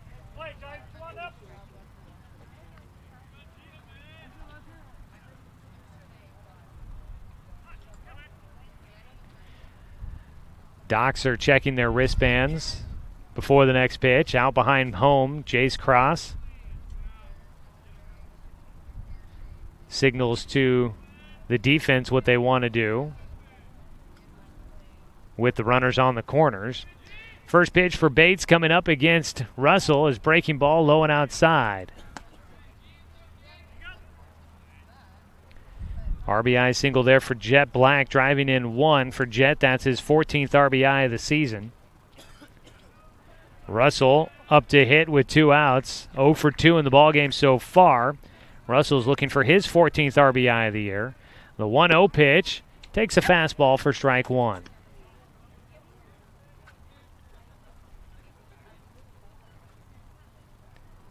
(3-1) the score, top of the 4th inning. Docs finally on the board. After 3 straight innings of getting a man into scoring position, they finally bring him around, and they do have a 2-out rally brewing. Russell with a 1-1 pitch, looking to try and pick up his first hit.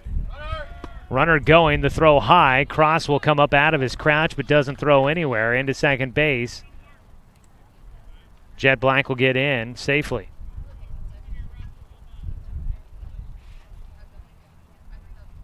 Two in scoring position for Russell. His 2-1 pitch coming up. Bates set, a deep breath, kicks and fires.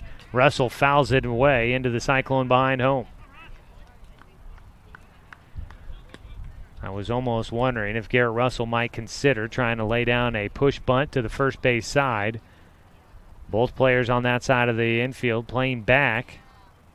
But with 2 strikes against him now, likely swinging away here.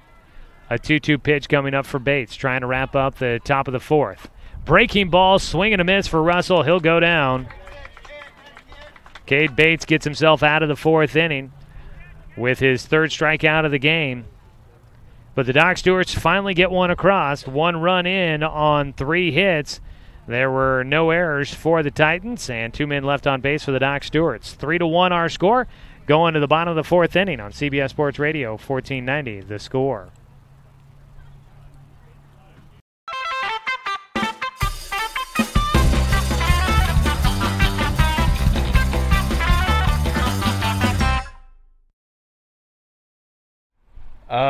Peter Griffin from Family Guy. Goofy. Okay. Favorite cartoon character? SpongeBob. Tigger. All right. My favorite cartoon character is Squidward.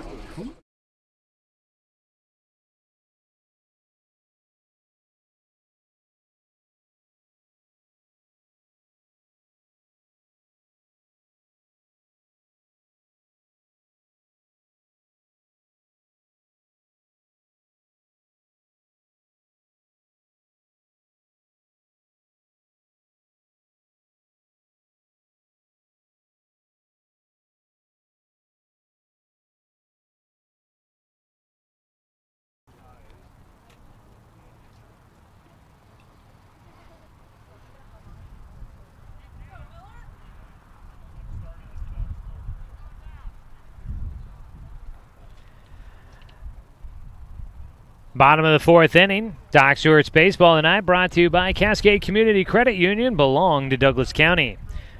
3-1 the score in favor of the Willamette Valley Titans. They're looking to win Game 1 and have an opportunity to try and win the series. First pitch from Jay Stoffel is in the air out towards right center.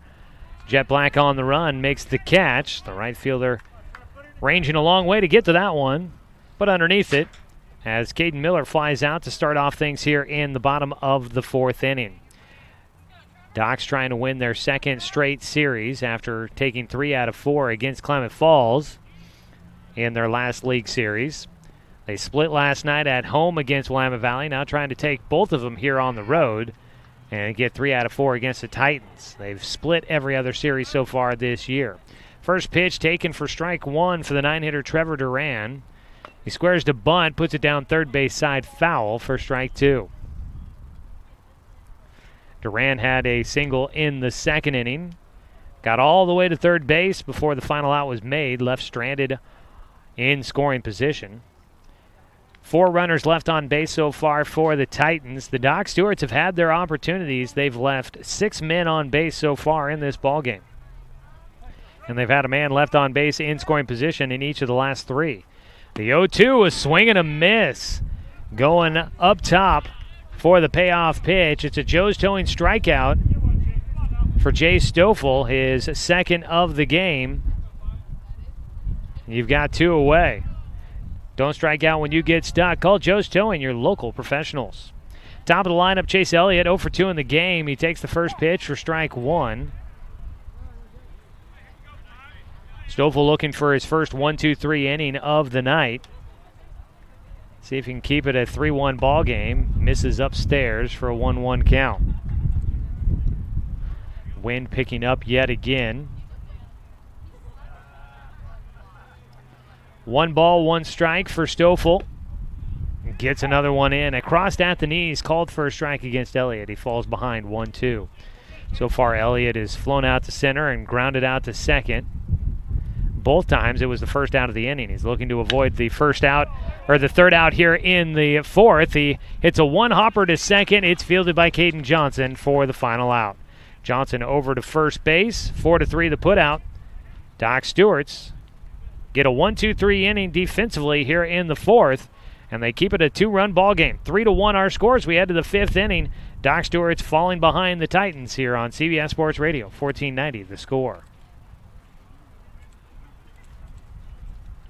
Season is finally here, but remember, Respect the water. Don't swim and don't go in the water if it's under 60 degrees. Swimming in water under 60 degrees is life-threatening. It could cause hypothermia, which means your limbs paralyzed and you can't get out of the water. Each day, the water temperature of the Umpqua River will be posted on kpic.com and kval.com, and in the morning weather on KPIC. Respect the water. Know the temperature. Brought to you by the Respect the Water Safety Committee.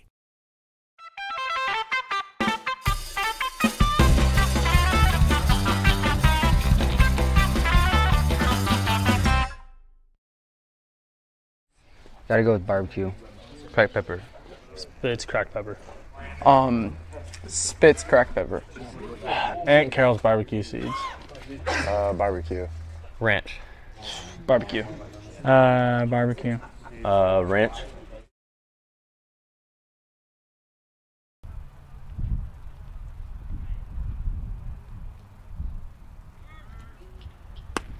Get ready to start the fifth inning. Doc Stewart's trailing Willamette Valley 3-1. Let's go ahead and pause 10 seconds for station identification.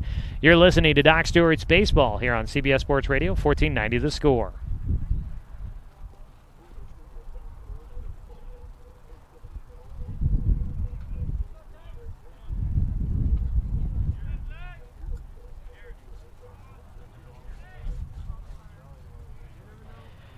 Starting the fifth inning, it'll be Zach Holland, Jonathan Stone, and Brody Black for the Doc Stewarts. They trail by 2 against the Willamette Valley Titans. Doc scoring their first run in their last at-bats. Back in the fourth, they'll try to keep some momentum going. Ground ball left side. Zach Holland going opposite field becomes the first Docs hitter to reach base to lead off the inning. First time Docs will get the leadoff man on against the Titans. 1 on with nobody out. And up to bat next will be Jonathan Stone. He's 0 for 1 in the game, hit by a pitch in his last time at the plate.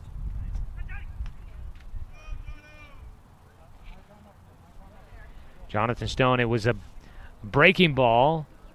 He ducked out of the way. It caught the very bottom of the back end of his helmet there, right by the neck area. Kind of a dangerous pitch, but he seems to be all right. First pitch, a breaking ball, misses inside for a 1-0 count. So far in this ballgame, both pitchers have hit 2 batters. Cade Bates has hit 2, but he's struck out 3 and hasn't walked anybody. On the other side, Chase Stoffel has hit 2. He's walked 1 and struck out 3. Throw over to first base. Holland back in safely with a cloud of dust. Everything nowadays at pretty much any field we go to, it's all dusty out there. The summer heat drying everything out at this point in the year. Another throw over there. Holland back in ahead of a tag again. Trey Nelson over there actually not even applying a tag.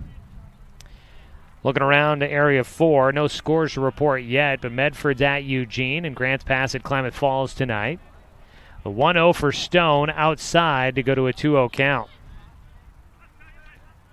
Last night, Medford and Eugene split. Eugene coming back in Game 2 to win. And Klamath Falls swept Grants Pass last night in Grants Pass. That a surprising result of the night. The pitch in for Jonathan Stone, the 2-0. He fouls it away. Third base side, got ahead of that one. 2 balls and 1 strike against Stone, the first baseman. Hit 1 to deep center field his first time up. He said he hit 2 during batting practice out of the ballpark. Into the parking lot out beyond that left field fence. Now would be a decent time to see him do that here. That would tie the ball game up. He goes after a pitch high, fouling it away for a 2-2 count. Of course, the Docs would just like to see him get on base one way or another. Stone with the 2-2 count, stands back in. Open stance for him, hands low here as he waits for Bates to come set. As he does, he gets himself into hitting position. A throw over to first. Nelson able to keep that ball in his glove after having to reach over the top of Zach Holland to get to the baseball. Holland diving back in safely. The ball gets by at first on a pickoff throw. There's plenty of space to let it roll and let the runner advance. 2-2, swing and a miss. Runner going, throw down to second. Will trickle into the bag as the sprinklers come on again and shock some of our fans here nearby. They're going to call batter's interference. They're going to call Holland out at second base on batter's interference. Stone swung at the pitch. And the home plate umpire having a conversation with Scott Shaver. Shaver's not going to win the call. Stone back to the dugout, not happy with that call. A strikeout at the plate, then batter's interference is going to get Zach Holland out at second. 2 down now. That's a turn of events there for the Doc Stewarts. And for these Titans, a big turn of events for them. Clears the bases, 2 away. First pitch, strike 1 against Brody Black.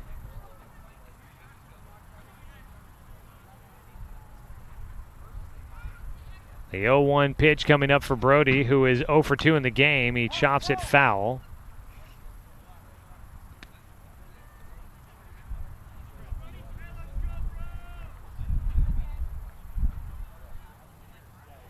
Two down, 0-2 count for Brody at the plate.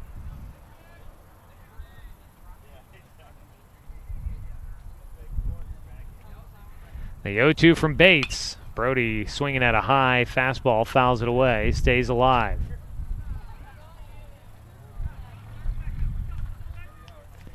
No balls, 2 strikes here against the Doc Stewart's cleanup hitter. Doc started out the inning with the single by Zach Holland, but things have taken a sour turn. The 0-2. Strike 3 called on a breaking ball on the inside corner. Back-to-back strikeouts to finish things off here for the Doc Stewarts in the 5th. They do not challenge in the top of the 5th. We go to the bottom of the 5th inning. Docs trail 3-1 on CBS Sports Radio, 1490 The Score. Douglas County is your home, but no matter where life takes you, Cascade Community Credit Union will be there whenever you need us. Through every adventure, we'll be there with access to over 30,000 no-fee ATMs worldwide. Through every triumph, we'll be there every step of the way with a home mortgage. And through all life's little quirks, we'll be there with one-on-one support to get you back on the road in no time. Neighbors are there for each other, and that's exactly who we are. Cascade Community Credit Union, there whenever you need us.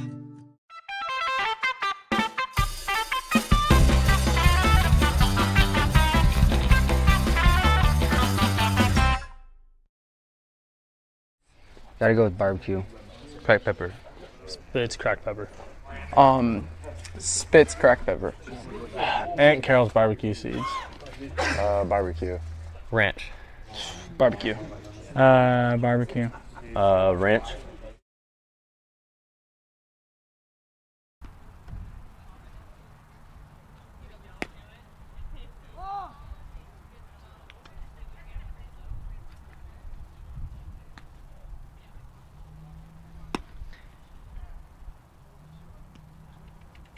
Entering the bottom of the 5th inning, Doc Stewart's trail 3-1. Doc's Baseball today brought to you by Mahalo Heating and Air Conditioning, your best choice for the finest indoor comfort control. Call them today at 672-6707. Doc's down by a pair of runs. Looked like they had something going there in the top of the 5th. That one turned quickly on a batter's interference call. Wyatt Sales leads things off for the Titans here in the 5th. First pitch swinging from Jay Stoffel into the air to right field. Jed Black reaches up to make out number 1. 1 away. Wyatt Sales now 1 for 3 in the ball game. 1 down on the first pitch of the 5th inning for Stoffel.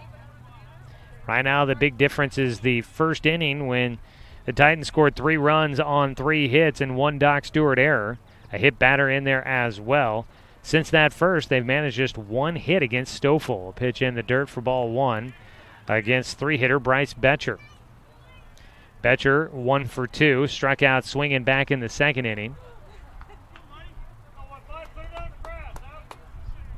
Betcher back in for the 1-0 pitch. Swings and puts it in the air on the infield. It's Cody Johnson calling for it. The shortstop running in will make the play on the infield grass for the 2nd out. 2 down. Standing in next for the Titans will be Trey Nelson. 0 for 1 in the ball game, has a ground out for an RBI and was hit by a pitch in the 3rd. 2 down. Out of the windup, the first pitch high and away for ball 1.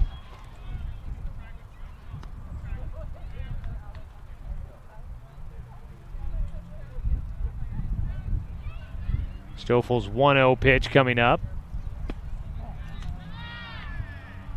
And it misses low for a 2-0 count. Docs will be down to their final 6 outs of the ballgame, trying to get 2 runs against Cade Bates as another pitch misses for a 3-0 count. Docs with 1 run in the 4th. Titans had all 3 of their runs in the 1st. 3-0 from Stoffel. Gets a breaking ball across for strike 1. Nelson taking with the 3-0 count there. Digs back in, a 3-1 pitch coming up for him. Out of the windup, Stoffel. Breaking ball in the dirt, got him to go after it. Swing and a miss for strike 2. Would have been ball 4, but Nelson couldn't hold off. He's got himself a full count pitch coming up with 2 down and nobody on base.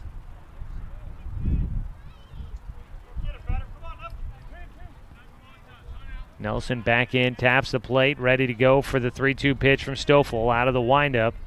He rocks and fires. Breaking ball, and he beans him for a second time in the back. Lost the handle on the breaking ball on that one for Stoffel, his 3rd hit batter of the ball game. And with 2 down, a man on base now for the Titans. Well, I guess if you're going to put him on, that's one way to make him earn it. So 1 on with 2 down, and Cade Bates batting next for the Titans. First pitch swinging, fouls it away for strike 1.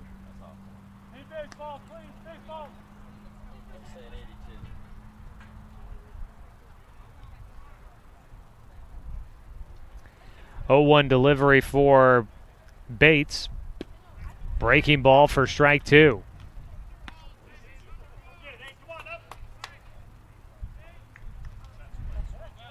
Stoffel trying to wrap it up here with an 0-2 pitch coming up against Bates, who is 0 for 0 in the game, been hit by a pitch and walked. His 0-2 delivery, fastball, low and outside, 1-2 count.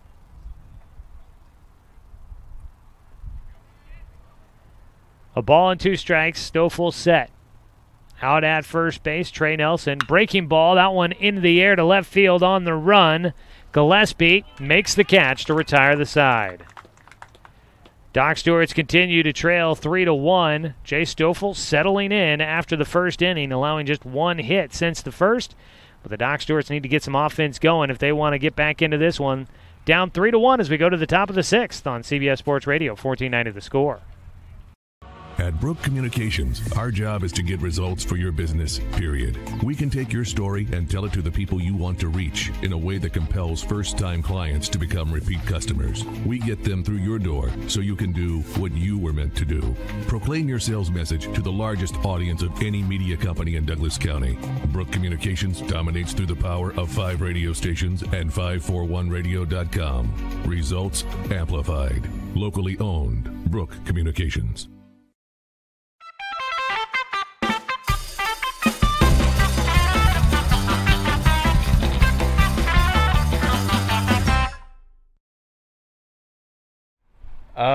Peter Griffin from Family Guy. Goofy. Okay. Favorite cartoon character? SpongeBob. Tigger. All right. My favorite cartoon character is Squidward.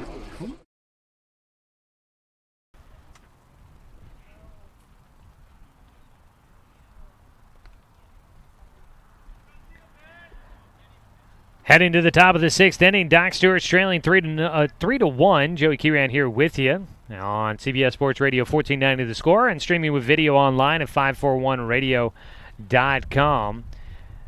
Doc's Baseball today is brought to you by optometrist Dr. Bonnie Gower. She's here to open your eyes to more options when it comes to your vision. To find out more or to schedule your appointment, call 440-2590. Zach Mandera, first pitch swinging out in the air towards left field, going back at the wall. That one's up, and that one's gone. Zach Mandera hits a leadoff home run here in the 6th inning, his first of the season.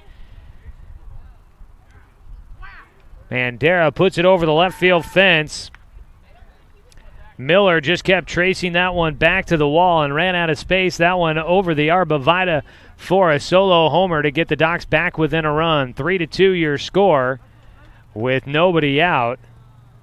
And that'll be the first home run of the season for Zach Mandera. 5th homer of the year for the Doc Stewarts this year. Docs down by 1, 3-2 the score now. Cody Johnson up next. 0 for 2 today for him. First pitch inside for ball 1.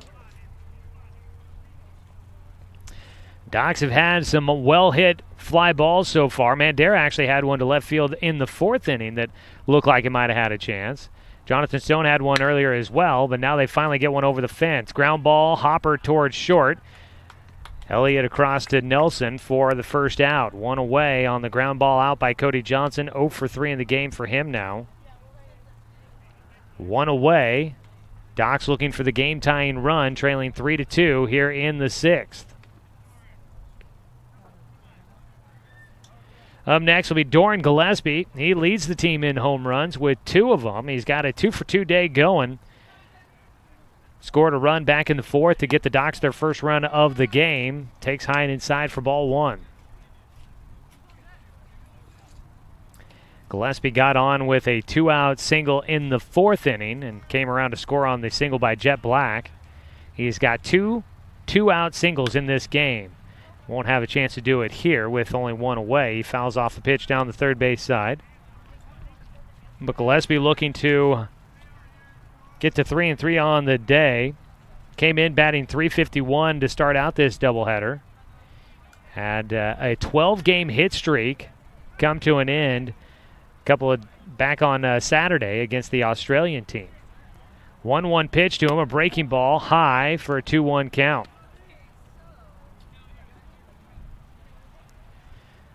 Gillespie, after just his sophomore season with the Roseburg Indians, will be a junior next year. Started in football, state qualifier in wrestling, starter in baseball as well as he takes low for a 3-1 count.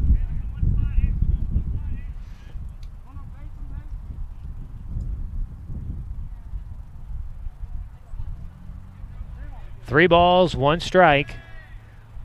Looks like Luke Lucido's dad went and collected that home run ball by Zach Mandera.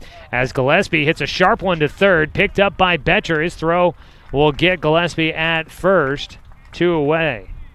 Doran Gillespie, first time he has committed a putout in the ball game. Sharp hit ball, just goes right to the third baseman though. 2 down. Caden Johnson will hit next. Nobody on base for Caden. 1 for 2 in the game for him.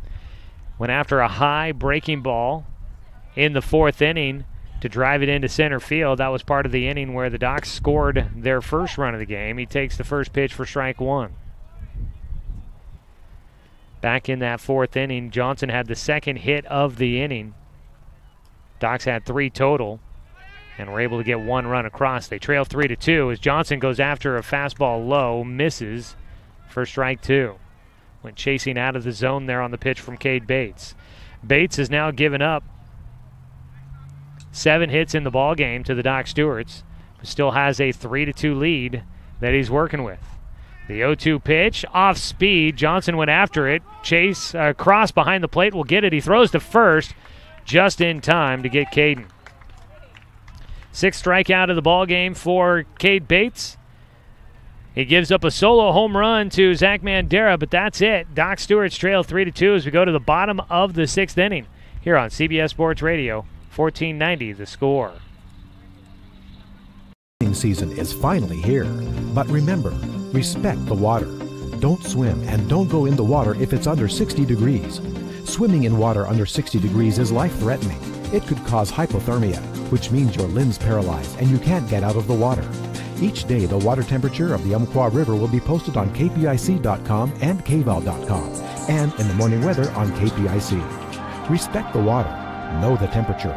Brought to you by the Respect the Water Safety Committee.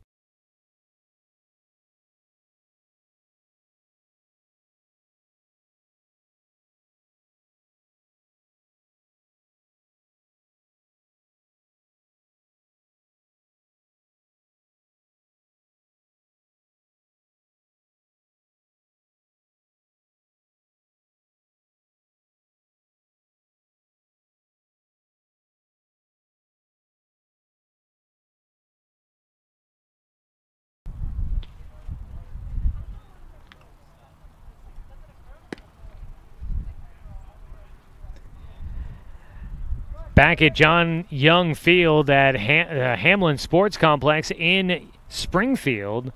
Doc Stewart's baseball today brought to you by Douglas County Farmers Co-op, where everyone is welcome to shop. Doc Stewart's trail 3-2 as we go to the bottom of the 6th inning. Titans coming up to hit, managing just 4 hits so far off of Jace Stoffel, but all the damage done in the first, and they were able to take the 3-0 lead, and they've held on to it so far throughout this contest. Stoffel stands in, takes on the rubber. He'll face Zach Hart. First pitch, a breaking ball, misses for ball 1. Well, the Major League Baseball All-Star Game going on today. Right now it's a 2-1 lead for the American League in that one. 2 runs on 3 hits for the AL, 1 run on 3 hits for the NL. We'll keep an eye on that one. They're in the bottom of the 4th. Strike called. 1-1 count now for Zach Hart, who is 1 for 2.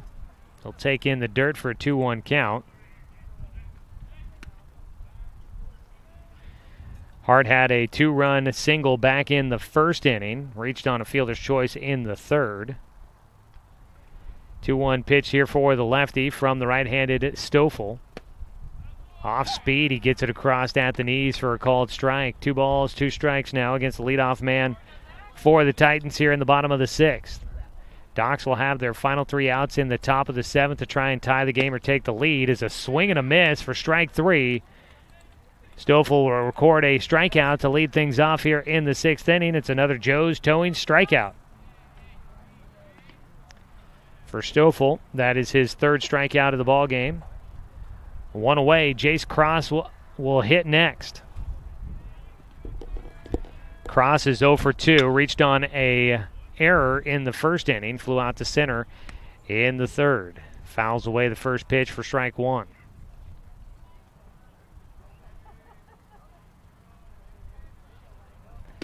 The 0-1 misses inside. 1 ball, 1 strike here for Cross. The 7-hitter in the lineup for the Titans. Takes upstairs near the eyeballs for a 2-1 count. For the Docs in the top of the 7th inning, they'll have the 9-1-2 hitters due up. We'll see if it's Cade Bates on the mound to try and finish off a complete game victory. Strike taken. Bottom of the strike zone there. Called for strike 2. 2-2 delivery coming up for Stoffel. Fires in. Strike 3 called. He gets Cross to go down looking. Back-to-back punch-outs here in the 6th for Stoffel. 2 away, and he'll face Caden Miller. Trying to make it a 1-2-3 inning if he can, and maybe build a little bit of momentum for the Docs going into the top of the 7th. Docs have had struggles on the road, but they're looking to try and break that here as the first pitch. Strike 1 for Caden Miller. Docs finally got their first win in Area 4 play against Klamath Falls last time when they were on the road for that series. It's a 1-1 count, a pitch in the dirt.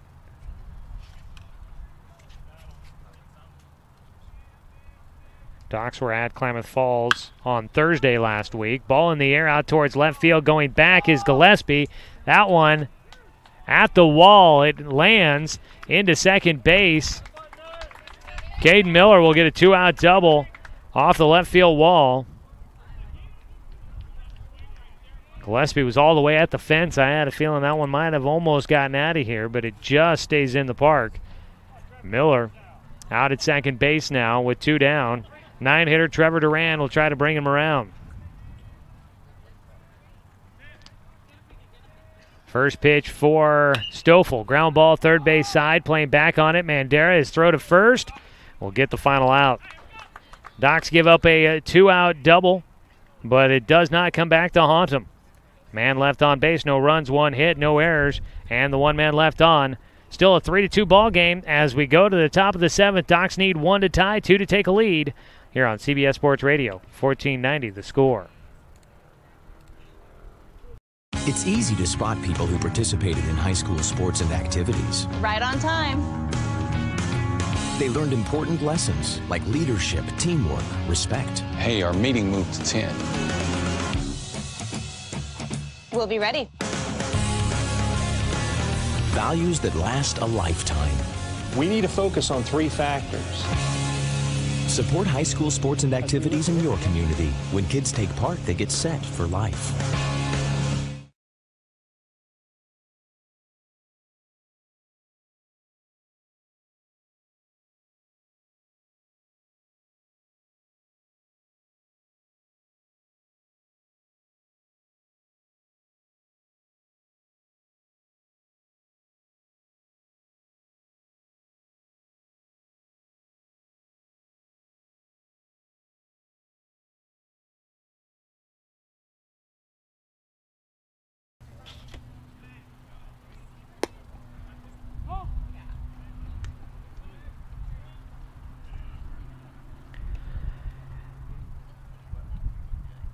Going to the top of the 7th inning, Doc Stewart's need 1 to tie and force Willamette Valley to at least hit in the bottom of the 7th inning. Docs, if they can get 2, they could be 3 outs away from stealing a win in Game 1 of this doubleheader. Every game of the series so far has been tight. Jet Black will lead things off. Doc Stewart's Baseball Today brought to you by Cruz Farms Market, now open for the season. Don't forget the pie. Jet Black 1 for 2 in the ball game, had the RBI single back in the 5th. Leads things off here in the top of the 7th inning against Cade Bates, who's out there going for a complete game victory. First pitch, called first strike. That one on the low inside corner there.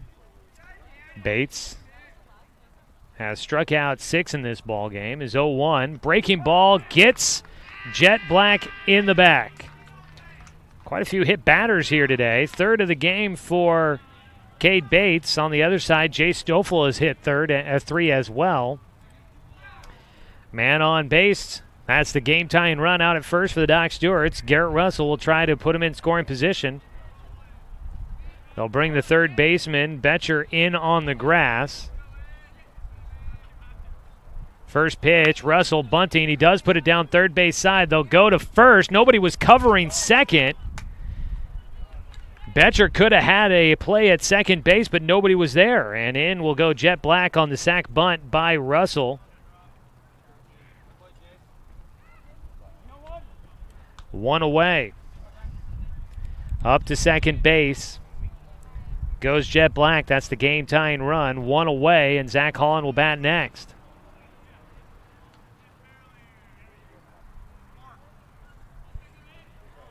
Cade Bates on the mound taking some time, and Holland's going to call time before the first pitch.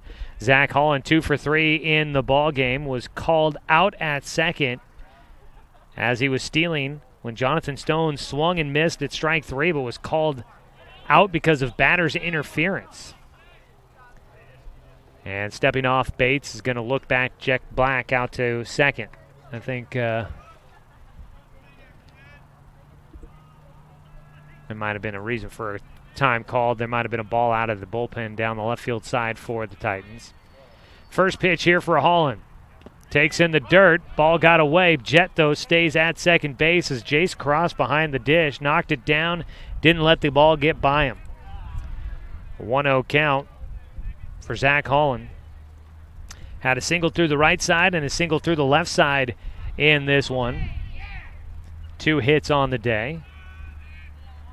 Is 1-0. Chops it. That's a swinging bunt first base side. Going to be a race to get him at first. They'll make the tag. Up to 3rd base goes Jet Black. He's 90 feet from home, but the Docs will have to try and bring him in with 2 outs. Unassisted out for first baseman Trey Nelson. That one had some funky spin on it. And just a dribbler on the infield grass. I thought that maybe Holland might be able to beat him down the line and get by him. But the tag applied. First pitch coming up for Jonathan Stone, who was 0 for 2 in the game, was hit by a pitch back in the 3rd. First pitch, breaking ball well outside for ball 1.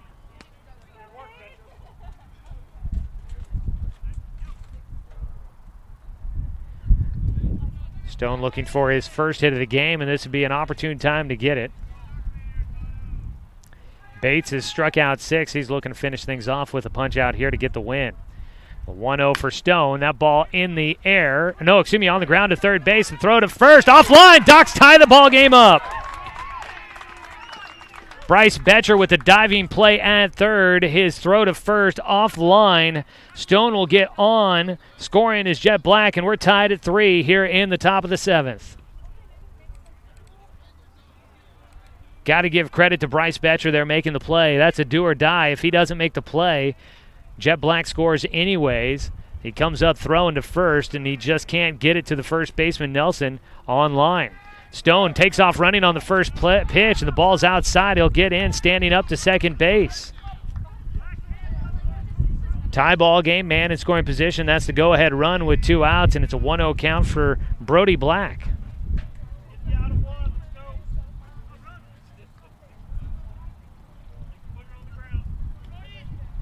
One-0 pitch here for Brody. Fastball outside. Takes for ball 2. Time called out to the mound. We'll go Jace Cross to talk with Cade Bates. Tie ball game here in the 7th. Docs rally all the way back. Give credit to Jace Stoffel, giving up 3 runs in the first inning. He's allowed 2 hits since the first inning and is not allowed a run. He'll look to try and keep that the situation as he goes to the bottom of the 7th. Docs may bring in a new pitcher in the bottom of the 7th to try and close out the game. Cade Bates on the mound here now has lost his opportunity at the win here, and at least in regulation. His 2-0 pitch to Brody Black is in the air out towards right field, going towards the line. In foul territory, a diving attempt to make the catch by Zach Hart. He comes up just short. That would have been the final out of the 7th inning if he had made the play. But his head-first dive just comes up a little bit short. It's a foul ball for Brody Black. Back to the plate. Brody 0 for 3 in the ballgame, looking for his first hit. Jonathan Stone's at second base, looking to try and come around. Brody Black, 2-1 pitch. Fastball, comebacker right up the middle. Got knocked down by Bates. Goes to shortstop, throw to first, and they will get the final out. Elliott across to Nelson to retire the side. That comebacker just knocked down by Bates, I think slowed it down enough for the shortstop Elliott to make the play. That'll wrap up the top of the 7th. Docs get 1 run on no hits. There was 1 error and 1 man left on base. We go to the bottom of the 7th inning. 3-3 ball game. Docs looking to force extras in game 1 of our doubleheader here on CBS Sports Radio, 1490 The Score.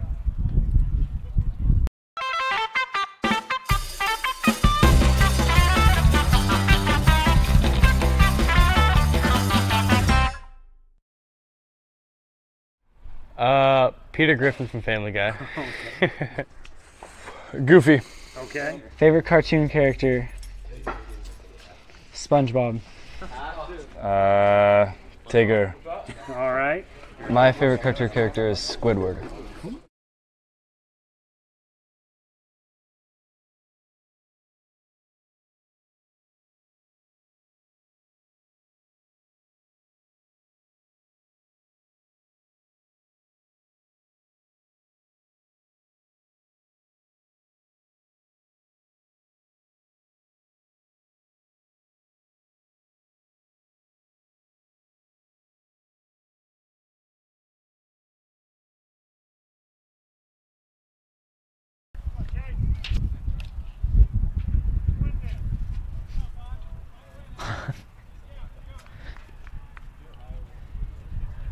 Head to the bottom of the 7th inning. It's a 3-3 ball game. Doc Stewart's rallying back to score 1 in the top of the 7th to tie the ball game up, and Jay Stoffel is on the mound, looking to try and force it to extra innings. First pitch of the 7th is in for strike 1.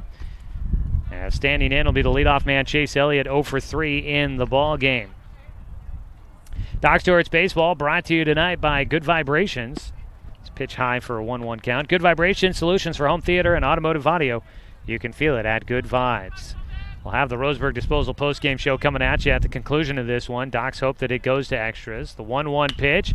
That ball on the ground to third. Mandera over to Stone for the first out. 0 for 4 at the top of the lineup for Chase Elliott in game 1 of our doubleheader. One away.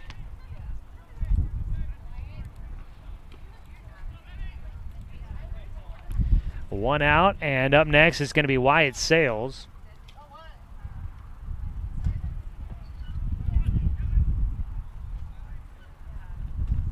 Sales stands in. First pitch, he squares the bunt, takes for ball one.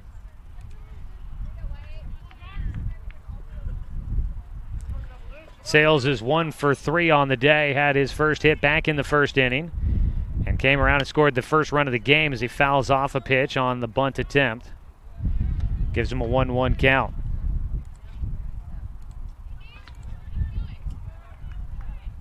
One ball, one strike, one away, and nobody on base. Tie ball game. Breaking ball, high and inside for Stoffel.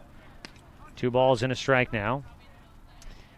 I cannot see the Doc Stewart's bullpen, although I kind of can, but I cannot tell you between the team who's throwing down there. Ball fouled away to make it a 2-2 count now. 2 balls, 2 strikes.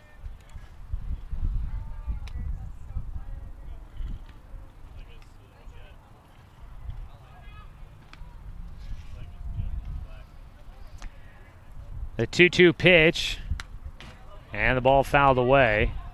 Somebody tell me, I think it's Brody Black down there that might be throwing. Number 20, big guy. Yeah, I think Jet Black might be in right field. Yeah, it's probably Brody Black, I think, that's throwing out there. 2-2 pitch after the foul ball. Swing and a miss for strike 3. Got a fan here helping me that's got a better angle on it there at the bullpen. Strike 3 as swing and a miss. That'll be another Joe's Towing strikeout. 5th of the game for Jay Stoffel. He's got 2 away with nobody on base. He'll try to wrap up the 7th and send it to extras against Bryce Betcher. First pitch, Betcher takes for strike 1.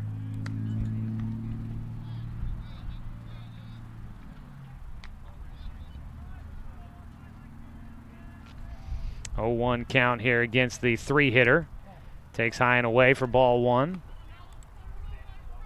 Betcher 1 for 3 in the game with his single coming back in the first as well. Scored the 2nd run of the game for the Titans. They scored all 3 of their runs in the first.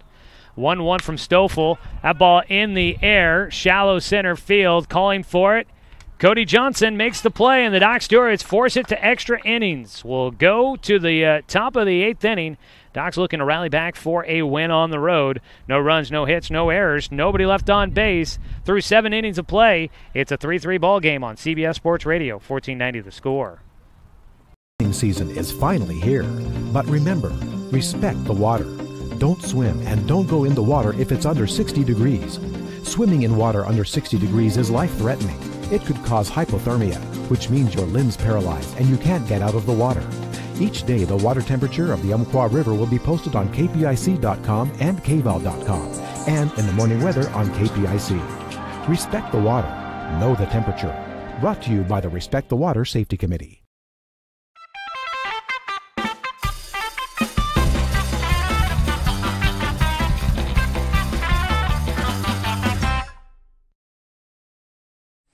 Gotta go with barbecue. Cracked pepper. Spitz cracked pepper. Spitz cracked pepper. Aunt Carol's barbecue seeds. Barbecue. Ranch. Barbecue. Barbecue. Ranch.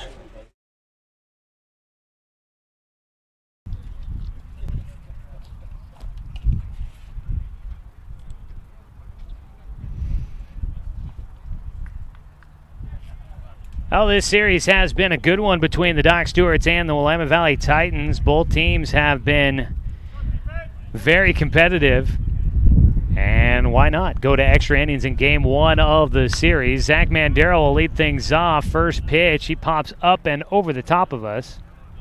And it actually makes it to the field back behind us. Zach Mandero leading things off here in the top of the 8th inning as the Docs are tied up with Willamette Valley 3-3. On the mound, Cade Bates in to his 8th inning of work. Still stays in the game. Neither team has made a pitching change so far. A 1-1 count for Mandera as he takes a breaking ball outside. Bates has allowed 7 hits in the ball game. 3 runs on 7 hits. 1 error for the Docs. 3 runs, 5 hits, 1 error for the Titans. Another pitch misses 2 balls and a strike now for Zach Mandera. Zach comes in. He had the solo home run in the 6th inning to make it 3-2 at the time. Looking to get his second hit of the game. His 2-1 delivery from Bates. Takes for a strike, low and outside.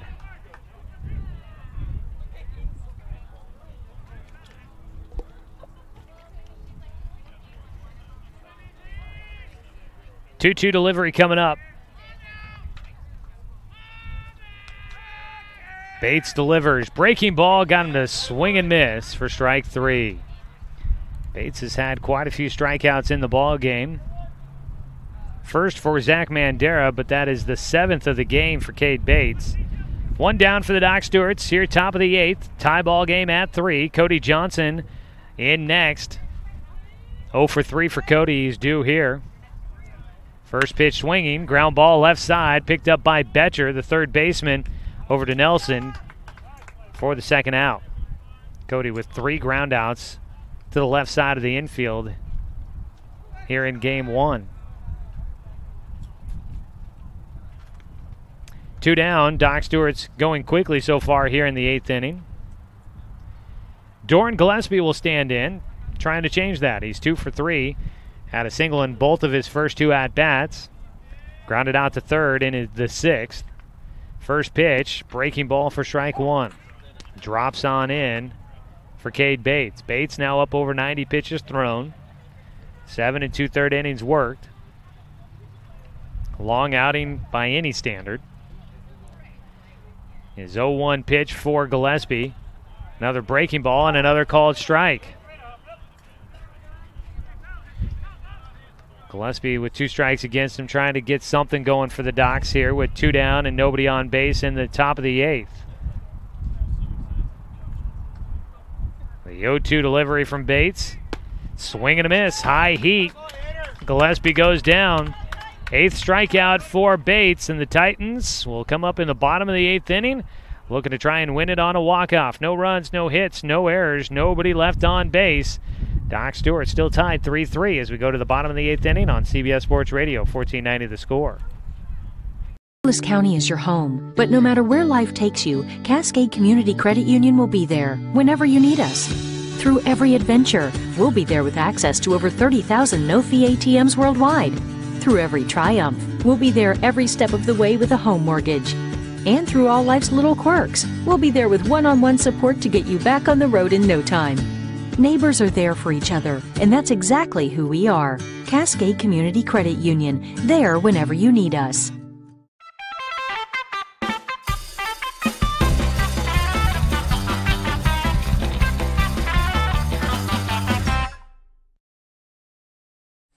Gotta go with barbecue. Cracked pepper. Spitz cracked pepper. Spitz cracked pepper. Aunt Carol's barbecue seeds. Barbecue. Ranch. Barbecue. Barbecue. Ranch.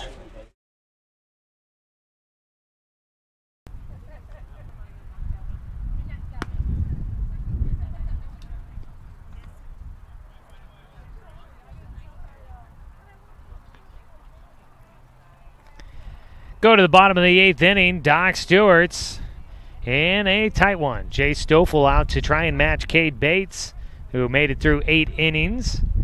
Jay Stoffel trying to get through the 8th inning as well. Stoffel has been very good since the first inning, where he gave up 3 hits, gave up 1 hit batter, and gave up 3 runs.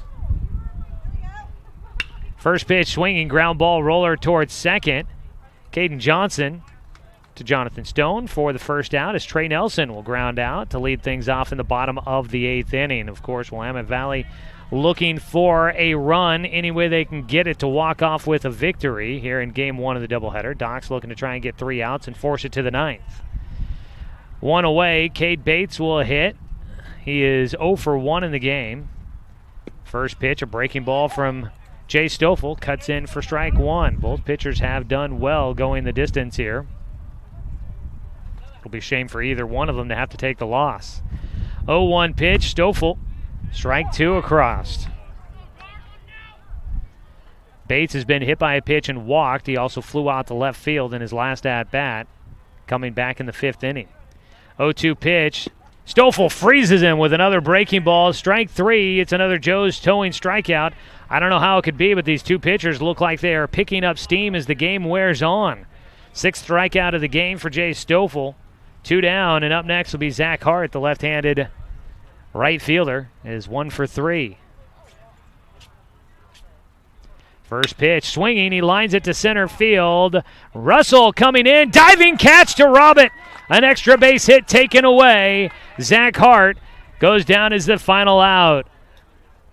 If that one gets by Garrett Russell, it's going to roll for a bit, and that's extra bases for Hart, really putting the pressure on here in the bottom of the 8th. But Russell comes up with the feet-first dive to snag that one just off the turf. Zach Hart flies out to center. It's a 1-2-3 frame for Jay Stoffel. And the Doc Stewarts keep it a tie ball game 3-3 as we go to the top of the 9th in extras on CBS Sports Radio, 1490 The Score. At Brook Communications, our job is to get results for your business, period. We can take your story and tell it to the people you want to reach in a way that compels first-time clients to become repeat customers. We get them through your door so you can do what you were meant to do. Proclaim your sales message to the largest audience of any media company in Douglas County. Brook Communications dominates through the power of 5 radio stations and 541radio.com. Results amplified. Locally owned. Brook Communications.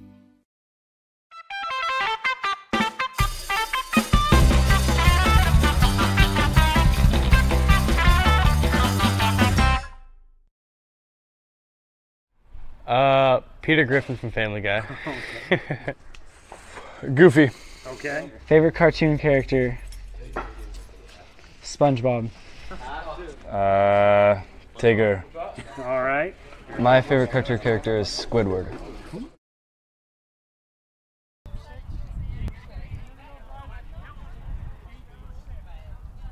It was a scheduled 7-inning contest, but we go to the top of the 9th inning. Extra innings, 3-3 ball game. New man on the at the plate will be Luke Lucido. A pinch hit appearance for Lucido. Coming in to bat for Caden Johnson. Luke's been out with strep as of lately. He's missed a couple of games, but he makes his way back to the team here. Batting for Caden Johnson.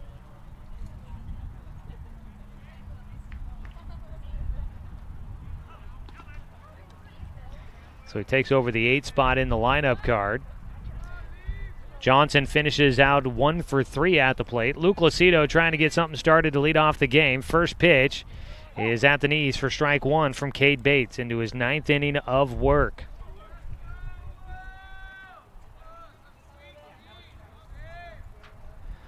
Lucido has been splitting duty with Brody Black as the DH. He takes a pitch in the dirt. This season batting .294. He's got 18 RBI, as mainly used as a DH. We'll see if he enters the game defensively. Not sure if that'll be the case. A 1-1 pitch coming up from Bates. Breaking ball low for a 2-1 count. Lucido, a disciplined hitter, didn't chase after that one. 3-3 score.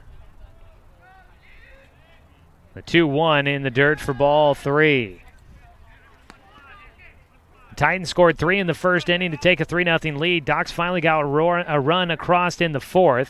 Added a run on the solo homer in the 6th by Zach Mandera and tied the game in the 7th to force extras. Outside for Luke Lucido, and in his pinch hit appearance, he'll draw a leadoff walk. That's the go-ahead run for the Doc Stewarts. The Titans, of course, as the home team, will get a chance to bat in the bottom of whatever inning we get to in this one. Jet Black in next. He is 1 for 2 today. Was hit by a pitch in the 7th and came around to score the game-tying run. Squares to bunt. Takes as the pitch was high for ball 1. Luke Lucido added first. Has to be disciplined here. Make sure not to get too far off into no man's land.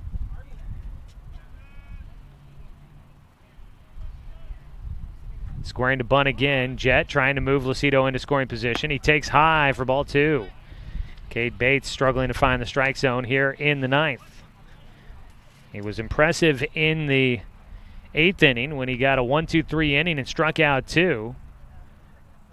struggling to find the strike zone so far here in the ninth after walking Luke Lucido on 5 pitches. So far a 2-0 count against Jet Black. He shows bunt again, puts it down, back to the mound. It goes off the glove for Bates. His only play is going to be to first. Coming up with it, the second baseman will make the out. That's Wyatt Sales. 1-4 the put out on the sac bunt. Almost wonder how much Cade Bates was thinking about trying to go to second base with that ball. Got to it quickly, and that's probably what led to his bobble off the mound. But he gives up the sac bunt. Lucido into scoring position, and we may get our first call to the pen of the night. I believe that is Kevin Alexander, the head coach for this Titans squad, out there to talk with Bates. We're in the top of the 9th inning. We've only seen starting pitchers so far. Neither team has made a change. And they're going to leave Bates in, so no call to the pen yet.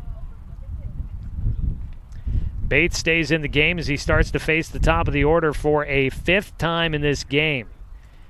Not often you're going to see a pitcher face the lineup 5 times in a single game. Just does not happen often. Garrett Russell up to bat with a man at second base. First pitch, a breaking ball high for ball 1. And Bates did not have the handle on that one, twisting and turning as he stretches just a little bit, going back to the mound. Late in this one, arms got to be getting tired, body got to be getting fatigued. His 1-0 pitch for Russell. Fastball, third base side, gets into left field. Lucido, they're sending him to the plate. Miller up with the throw to the plate, not going to be in time. In to second base goes Russell. He gets his first hit of the game and comes up with a big RBI to put the Docs in front, 4-3. And after Alexander had gone to the mound in the last at-bat, or before this last at-bat, he may be kicking himself now thinking, I should have made the move. And we'll see if he comes out now. He will, and that'll probably do it for Cade Bates here. Doc Stewart score a run here in the top of the 9th. Now lead 4-3 over the Willamette Valley Titans. And I believe we're going to be getting a call to the pen. Brought to you by Shelby and Migulena Construction. Out of the game will come Cade Bates. He gives up the go-ahead run in the top of the 9th inning. Again, I said it before, it's a shame that one of these pitchers has to take a loss. It was a great performance on both sides. Bates comes out of the game. Docs lead 4-3, 1 out as we continue the 9th after this 60-second break here on CBS Sports Radio, 1490, The Score. Season is finally here, but remember, respect the water. Don't swim and don't go in the water if it's under 60 degrees. Swimming in water under 60 degrees is life-threatening. It could cause hypothermia, which means your limbs paralyzed and you can't get out of the water. Each day, the water temperature of the Umpqua River will be posted on kpic.com and kval.com, and in the morning weather on KPIC. Respect the water. Know the temperature. Brought to you by the Respect the Water Safety Committee.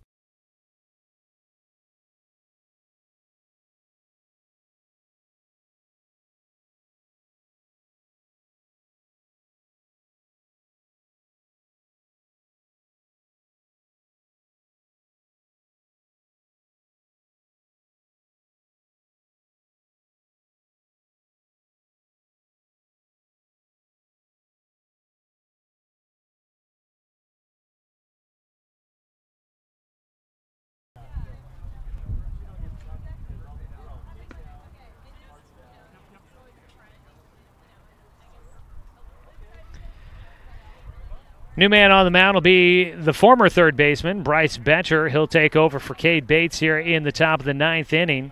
He inherits a runner at second base and just 1 out. And his team trailing by 1 run, 4-3. Betcher takes over. He'll face Zach Holland. New man at third base will be Dylan Edwards, who enters the game for Cade Bates. Out at second base is Garrett Russell. Zach Holland at the dish. He's got 2 base hits in this one. The righty versus lefty matchup. First pitch taken for strike 1. Holland with a 2-for-4 game going. Garrett Russell out at second after driving in Luke Lucido to put the Docs in front, 4-3. 0-1 pitch here from Betcher. Docs looking to add some more. A push bunt third base side. It's fair. Holland will get on at first. his third hit of the game. He gets down a bunt single down the third base line. Edwards came charging in to cover, but he was playing back. It also opened up third base, and the Doc Stewarts get Russell up to third. Runners on the corners, and the Docs still just one out, looking to try and add some more runs here.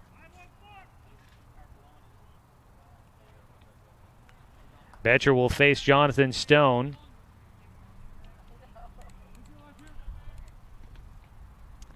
Up out of his crouch, Jace Cross will signal to the infield on what they want to do here with runners at first and third and only one out.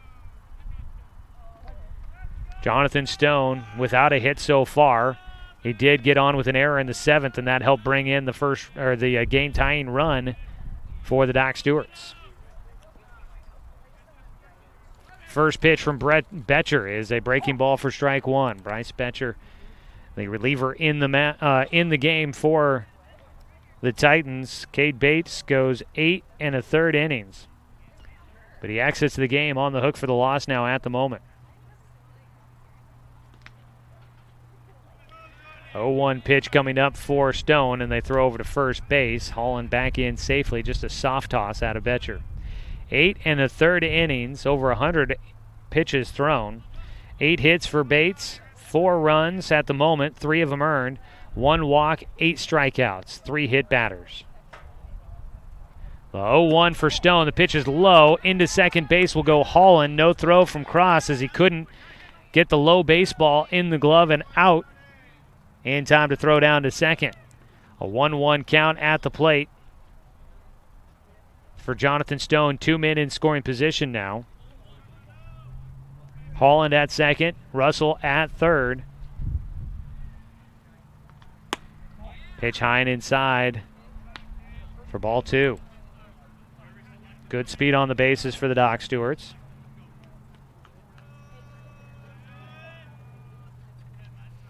Two-one delivery coming up for Jonathan Stone. Sun starting to make its way to where I think it's going to sit in our eyes for a little while. The 2-1 pitch, breaking ball to third base. It gets into left field. Nobody there to get it. They send one home. They're going to send Holland to the plate. He'll get in standing up. Jonathan Stone with his first hit drives in 2 more for the Doc Stewarts. The Docs taking a commanding lead late as they add 2 more and lead now 6-3 on top of the Titans. Russell easily scored from third. Holland came all the way around, and he scored pretty easy from second. Jonathan Stone with the ground ball through the left side. Edwards came charging in, getting ready for the cutoff. He was expecting behind him shortstop Chase Elliott to have a chance at that one. Neither made a play on it. So 2 runs come in, a single for Jonathan Stone. Still just 1 out. Docs lead 6-3. Brody Black will hit next, and he takes in the dirt for ball 1. Brody 0 for 4 in the game as well.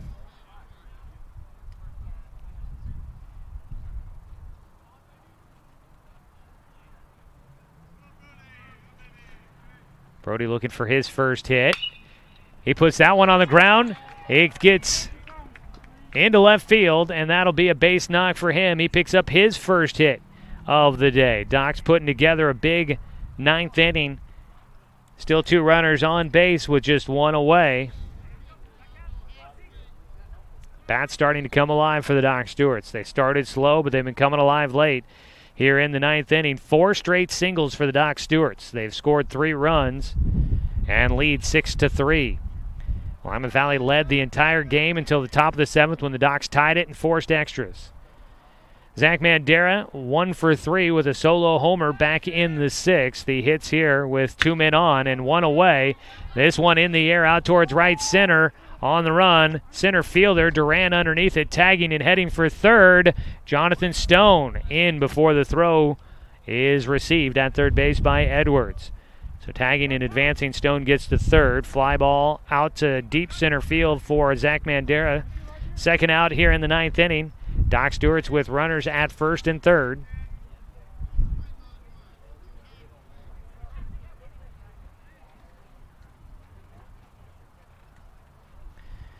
Two down. Looking for a nice 2-out rally to add some more insurance for the Docs. We'll see who comes out to pitch for him in the bottom of the 9th. Cody Johnson at the plate, fouls off the first pitch. He's also looking for his first hit of the game. Johnson has grounded out the last 3 at-bats. Cody has been a steady hitter all season for the Ducks, and he's got a team high in RBI. They're looking to probably get his batting average back up over 300 now after going 0 for 4 so far. He was in at 301 to start the day. The 0-1 pitch. Breaking ball for strike 2. On third base, Jonathan Stone. At first is Brody Black. At the plate, an 0-2 count for Cody Johnson against Bryce Betcher, the reliever, in here in the 9th inning. The 0-2 pitch, Johnson in the air, shallow center field, coming in. Trevor Duran will make the final out. 8 hitters to the plate for the Doc Stewarts in the 9th inning. And they take a 3-run lead as they score 3 runs on 4 hits. There were no errors for the Titans and 2 men left on base for the Doc Stewarts. Head to the bottom of the 9th. Docs 3 outs away from getting a big victory in Game 1 and preserving the opportunity to try and win the series against the Titans here today. We'll come back after this 60-second break on CBS Sports Radio, 1490 The Score. It's easy to spot people who participated in high school sports and activities. Right on time. They learned important lessons like leadership, teamwork, respect. Hey, our meeting moved to 10. We'll be ready. Values that last a lifetime. We need to focus on 3 factors. Support high school sports and activities in your community. When kids take part, they get set for life.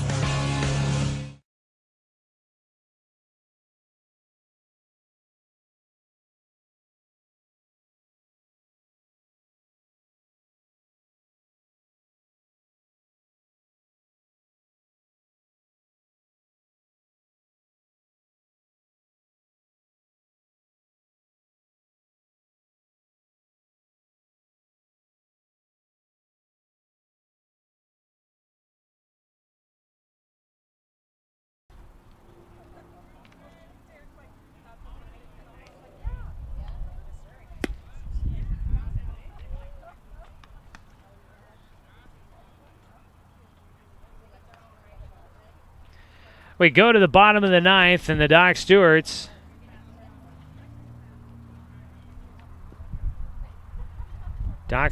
will lean on Jonathan Stone to try and take him the distance here, as Stone will come in for a save opportunity. All right, I think I got all the defensive changes here. DH will come out as Jacob Luther enters into that position at second base. So Jacob Luther's at second for the Doc Stewarts. Luke Lucido came in for Caden Johnson, and he stays in the game and goes to first base for Jonathan Stone. And Jonathan Stone moves to the mound to take over for Jay Stoffel. Just a defensive swap there for Stone. So Stone takes over on the mound. Jonathan comes in. This season for Stone, a 2.76 ERA. First pitch, strike 1. Here in the bottom of the 9th. Doc's 3 outs away from getting a win in Game 1. Stone facing Jace Cross to lead off things in the bottom of the 9th. Swing and a miss for strike 2. And Cross finds himself behind 0-2 to start. Stone has thrown 13 innings of work. This is his 6th game. He's got a 1-0 record and 1 save on the season. His 0-2 pitch. Ground ball chopper foul for Cross. And he stays with the 0-2 count.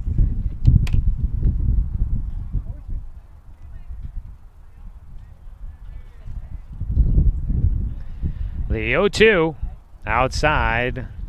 1-2 count now for Cross. Jace Cross comes in 0 for 3. Reached on an error in the first inning. His only time on base in this ball game. Pitch in the dirt will go to a 2-2 count for Jonathan Stone. Looks like we are starting to get some scores from other games.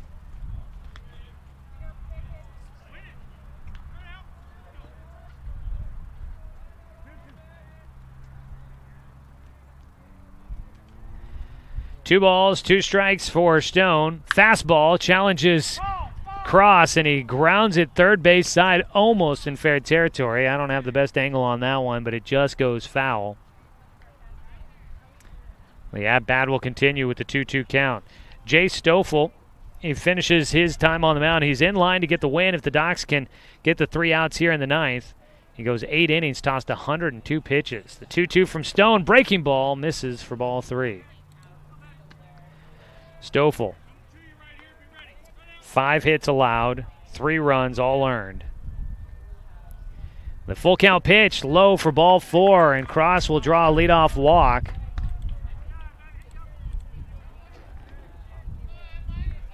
So he got ahead 0-2, but Jonathan Stone can't finish it off. He gives up a leadoff walk to Cross. Cross gets on base for a second time. Up next will be Caden Miller. 1 for 3 in the game, had a double back in the 6th, but was left stranded at second. He takes high for ball 1. Stone trying to follow up. He got a save against Australia on Saturday. Trying to get another one here. His 1-0 pitch to Miller. Fastball misses for a 2-0 count. Docs lead 6-3 in the bottom of the 9th. Game-tying run is on deck. No outs so far. Stone looking for a ground ball to induce a double play. The 2-0 pitch. Outside again, 3-0 count. If the Docs can win game 1, they will have a shot at winning the series against Willamette Valley. A loss means that they would have at best a chance to split. Stone struggling to find the strike zone after starting out so strong in this 9th inning. With 2 straight strikes against Jace Cross, he's fallen behind 3-0 here against Caden Miller. 3-0 pitch coming. And it's outside for ball 4. Back-to-back walks put runners at first and second and bring the game-tying run to the plate for the Titans. It's going to make life interesting. Of course, we wouldn't expect much less from these two teams. And now here comes Coach Tom Nielsen out for a visit. So the one score I've got so far from around Area 4, Medford winning in 6 innings. 16-1 on top of Eugene over at Sweet Johnson Stadium across the way. Medford winning big there.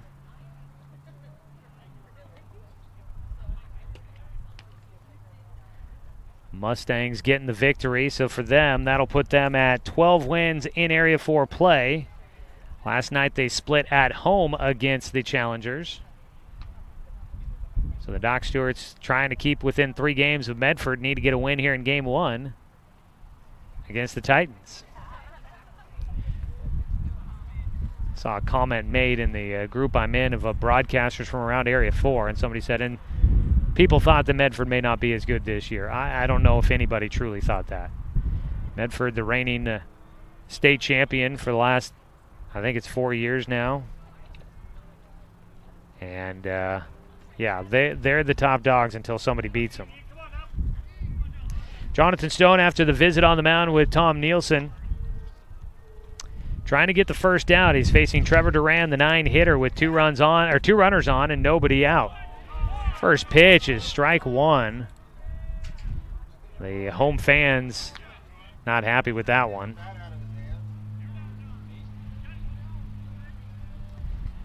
Oh, 0-1 delivery coming up for Trevor Duran. At second base is Jace Cross. At first is Caden Miller. The 0-1 misses low for a 1-1 count. Duran 1 for 3 in the game, had a single in the second, was left stranded at third. Stone trying to finish it off here. The 1-1 pitch. Upstairs, 2 balls and a strike.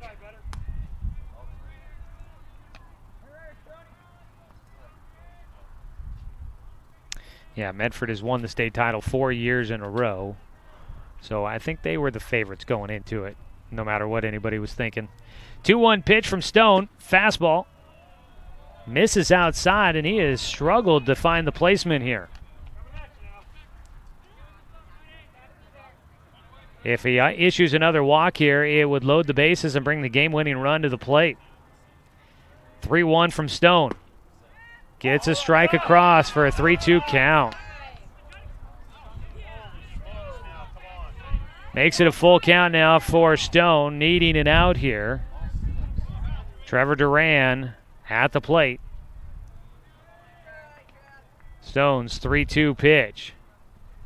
Strike 3 call. That one down the middle for a strikeout. First strikeout for Stone. It's a Joe's towing strikeout. And the Doc Stewarts get the first out here in the bottom of the ninth. They need 2 more. Double play option still available out there with runners at first and second. Chase Elliott 0 for 4 in the game, coming up to hit here with 2 on and 1 away. First pitch, strike 1. Elliott 0-1 count against him. He has grounded out his last 3 at-bats, flew out to center his first time up. Stone's 0-1 pitch. Breaking ball, misses low. So far, no balls put in play against Jonathan Stone. He's walked the first 2 batters, then struck out Trevor Duran looking. Chase Elliott at the plate, the 1-1 pitch coming up. Fastball, swing and a miss for strike 2. Stone looking for another punch out here.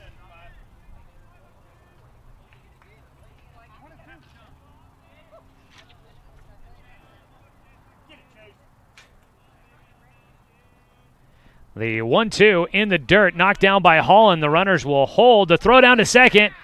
Not quite going to be in time. Holland tossing it down there to try and get Jace Cross going back to the bag. He took an aggressive secondary lead with the ball in the dirt, but decided to go back to the bag, and he nearly got thrown out, but back just ahead of the tag from Jacob Luther. 2-2 count for Chase Elliott. Fastball, he pulls it third base side, foul. Stays 2-2.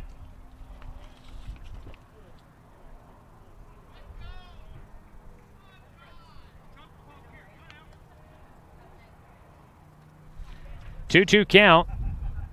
First and second at the plate, the game-tying run. 6-3, Docs in front, bottom of the ninth. Extra innings in game 1 of our doubleheader. The 2-2 delivery for Stone. Breaking ball, just outside. Count will go full.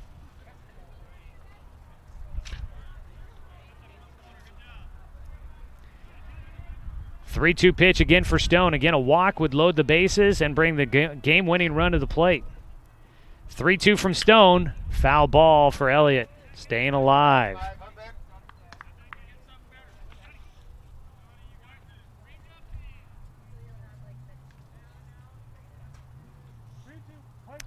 Three-two pitch yet again. Stone, the 6'7" righty on the mound, throws in the 3-2 breaking ball just outside, and the count will go to 4-2, and that puts a man on. Game-tying run at first base. Go-ahead run, winning run at the plate. 3 walks here in the 9th inning for Jonathan Stone. Docs have that double play anywhere they can get it here. Heck, they'd even just take 1 out, give up a run. First pitch swinging, ground ball towards second. Luther, flip to Johnson, throw to first. Docs get it! Docs win in extra innings with the double play, 4-6-3, and that'll wrap things up here in game 1 of the doubleheader. Docs come through with a comeback victory, scoring 3 runs in the top of the 9th and holding the Titans off the board in the bottom of the 9th for the 6-3 victory. Docs will get a chance at taking the series in Game 2 as they get their second win in Area 4 on the road, improved to 21-15 on the year, 9-6 in Area 4 play. And Willamette Valley drops to 14-21 and 6-9 in Area 4 play. 6-3 again, your final score. We go to the Roseburg Disposal postgame show after this here on CBS Sports Radio 1490. The Score. Season is finally here, but remember, respect the water. Don't swim and don't go in the water if it's under 60 degrees. Swimming in water under 60 degrees is life-threatening.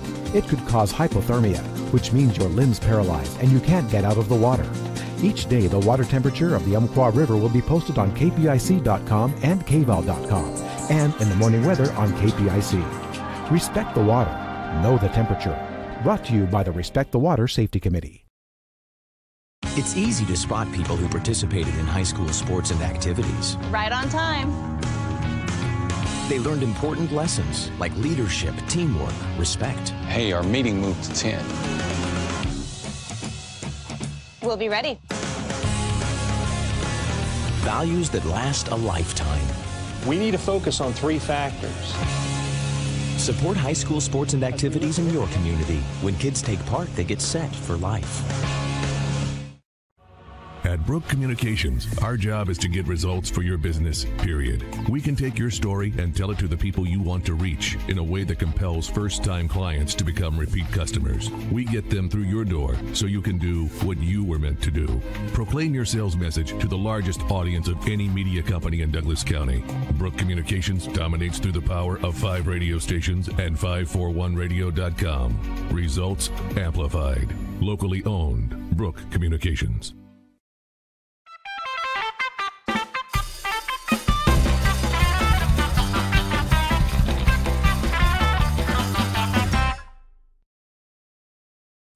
Gotta go with barbecue. Cracked pepper. Spitz cracked pepper. Spitz cracked pepper. Aunt Carol's barbecue seeds. Barbecue. Ranch. Barbecue. Barbecue. Ranch.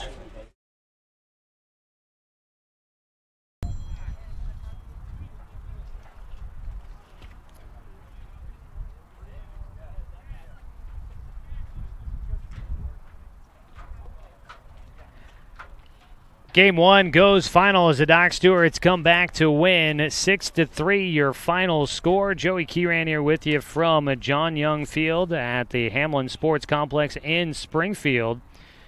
Doc Stewarts get the comeback victory in 9 innings. They go to extras, and the Docs pull off the victory. Getting the win will be Jay Stoffel. Taking the loss, Cade Bates. Jonathan Stone comes in and gets the save to finish out the game. Docs win 6-3 in the bottom of the 9th. Now let's look at how things played out here today as we bring you the Roseburg Disposal postgame show. Let them make the run to the dump for you. That's Roseburg Disposal. Well, looking at the Garrettson Building Supply scoreboard update, Garrettson Building Supply offering a wide range of high-quality lumber, plywood, and building-related materials. That's Garrettson Building Supply, supporting our Douglas County community for over 90 years. Final numbers, 6 runs on 11 hits, 1 error, and 9 men left on base for the Doc Stewarts. 3 runs on 5 hits, 1 error, and 8 men left on base for Willamette Valley. Again, Jay Stoffel gets the win to improve to 3-3 on the year. He pitched 8 innings in the game to pick up the victory. And Cade Bates, he went into the 9th inning, pitched 8 1/3, but he takes the loss. Bates going 8 1/3 inning, giving up 4 runs. Let's see here. Yeah, 4 runs total on him, but he does take the loss. Jonathan Stone comes in, pitches the 9th, didn't give up a hit. He walked 3, made things interesting, but he gets the final couple of outs as he pitches the final 3 outs in the 9th inning, gets the save. His 2nd of the year. Doc Stewarts improved to 21-15 on the year, 9-6 in Area 4 play. Willamette Valley drops to 14-21 on the year and 6-9 in Area 4 play. It was a wild one here in Game 1. We saw last night the two teams very closely matched down at Roseburg. Didn't expect much different here in Game 1 of our doubleheader between the Docs and the Titans. We'll have Game 2 coming up in just a little bit, but as we continue on with our Roseburg Disposal post-game show, let's go ahead and look at a game recap brought to you by the News Review Sports section. For more on today's game, pick up a copy of the News Review print edition coming up tomorrow on newsstands near you. Willamette Valley got all 3 of their runs in the first inning, and then they mustered just 2 hits after that. 3 runs on 3 hits and 1 error and a hit batter and 1 wild pitch in that first inning. They bring in 3 runs total, led 3-0 at the time. Docs would just slowly chip away at the lead, scoring 1 in the 4th inning as the Docs score on a RBI single by Jet Black with 2 outs, made it 3-1. Docs had another run in the 6th on a solo home run by Zach Mandera to lead off the 6th inning.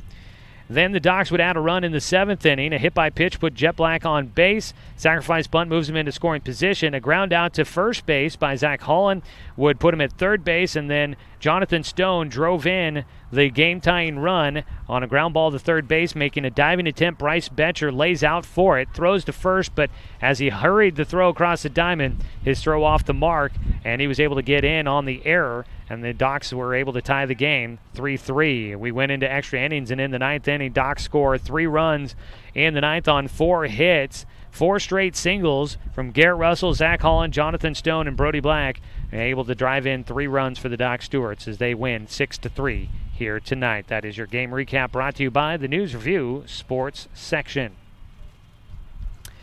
Well, that will give the Docs a win in Game 1, which means they've got an opportunity to try and win the series coming up in Game 2. Docs have only won 1 series so far against an Area 4 opponent. We'll see how they fare in Game 2 coming up with Cody Johnson on the mound. We'll take a break. When we come back, we look at more of the individual numbers from this one tonight, so don't go anywhere, folks. More of the Roseburg Disposal postgame show coming up. We'll also name our Roseburg Refrigeration Player of the Game. Stay with us. Docs Baseball here on CBS Sports Radio, 1490 The Score. This county is your home. But no matter where life takes you, Cascade Community Credit Union will be there whenever you need us. We'll be there with access to over 30,000 no-fee ATMs worldwide. We'll be there with an auto loan for your next vehicle. And when you're ready to make your dreams a reality, we'll be there with a home mortgage and one-on-one support every step of the way. Because commitment to our members is reflected in everything we do. Cascade Community Credit Union, there whenever you need us. Swimming season is finally here. But remember, respect the water. Don't swim and don't go in the water if it's under 60 degrees. Swimming in water under 60 degrees is life-threatening. It could cause hypothermia, which means your limbs paralyzed and you can't get out of the water. Each day, the water temperature of the Umpqua River will be posted on kpic.com and kval.com, and in the morning weather on KPIC. Respect the water. Know the temperature. Brought to you by the Respect the Water Safety Committee.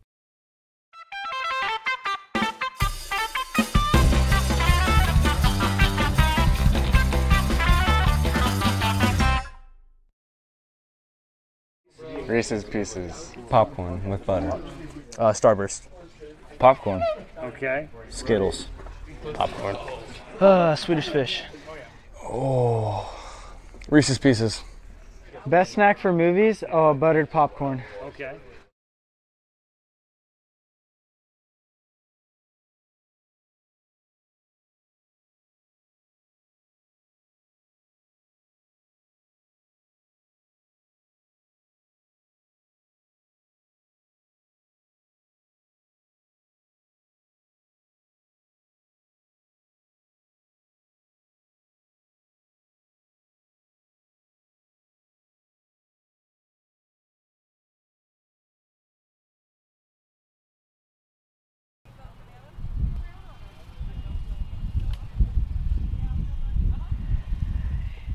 Back here for the Roseburg Disposal post-game show as we start to wrap up Game 1. We'll start getting you ready for Game 2. Coming up in between games, we'll have our continuing series of player interviews. We talk with Jay Stoffel, who picks up the win in Game 1. He is our player interview in between games, and you know what? This continues a trend that I'm really excited about. I'll tell you more on that in a moment, but let's go ahead and look at final numbers for players individually in this one. Stoffel gets the win. He pitches 8 innings.